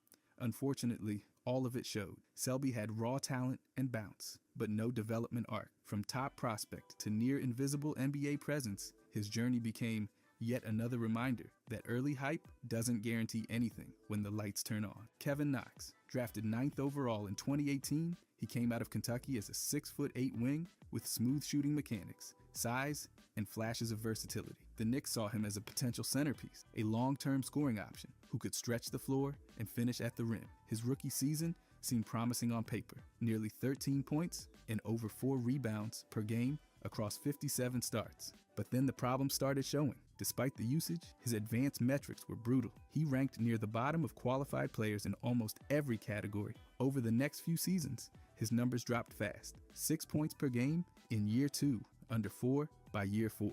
The shooting never stabilized, with field goal percentages dipping into the low 30s and three-point shooting barely scraping average levels. His offense stalled out completely. In 2022, he was traded to Atlanta, but barely saw the floor. Then came Detroit, where he showed minor signs of life, and Portland, where he had a brief scoring bump before getting waived again. He spent time in the G League, where he actually played well, over 21 points and nearly 9 rebounds per game. But that just earned him 2 short deals and a playoff bench spot in Golden State. Across 320 NBA games, Knox has averaged just over 7 points. With no consistent role, no defensive impact, and no leadership presence. Drafted to be a franchise piece, he's instead become an example of raw talent that never turned into meaningful NBA production. If you enjoyed this, I'm going to be posting a lot here. I would greatly appreciate it if you could subscribe. Thanks for watching.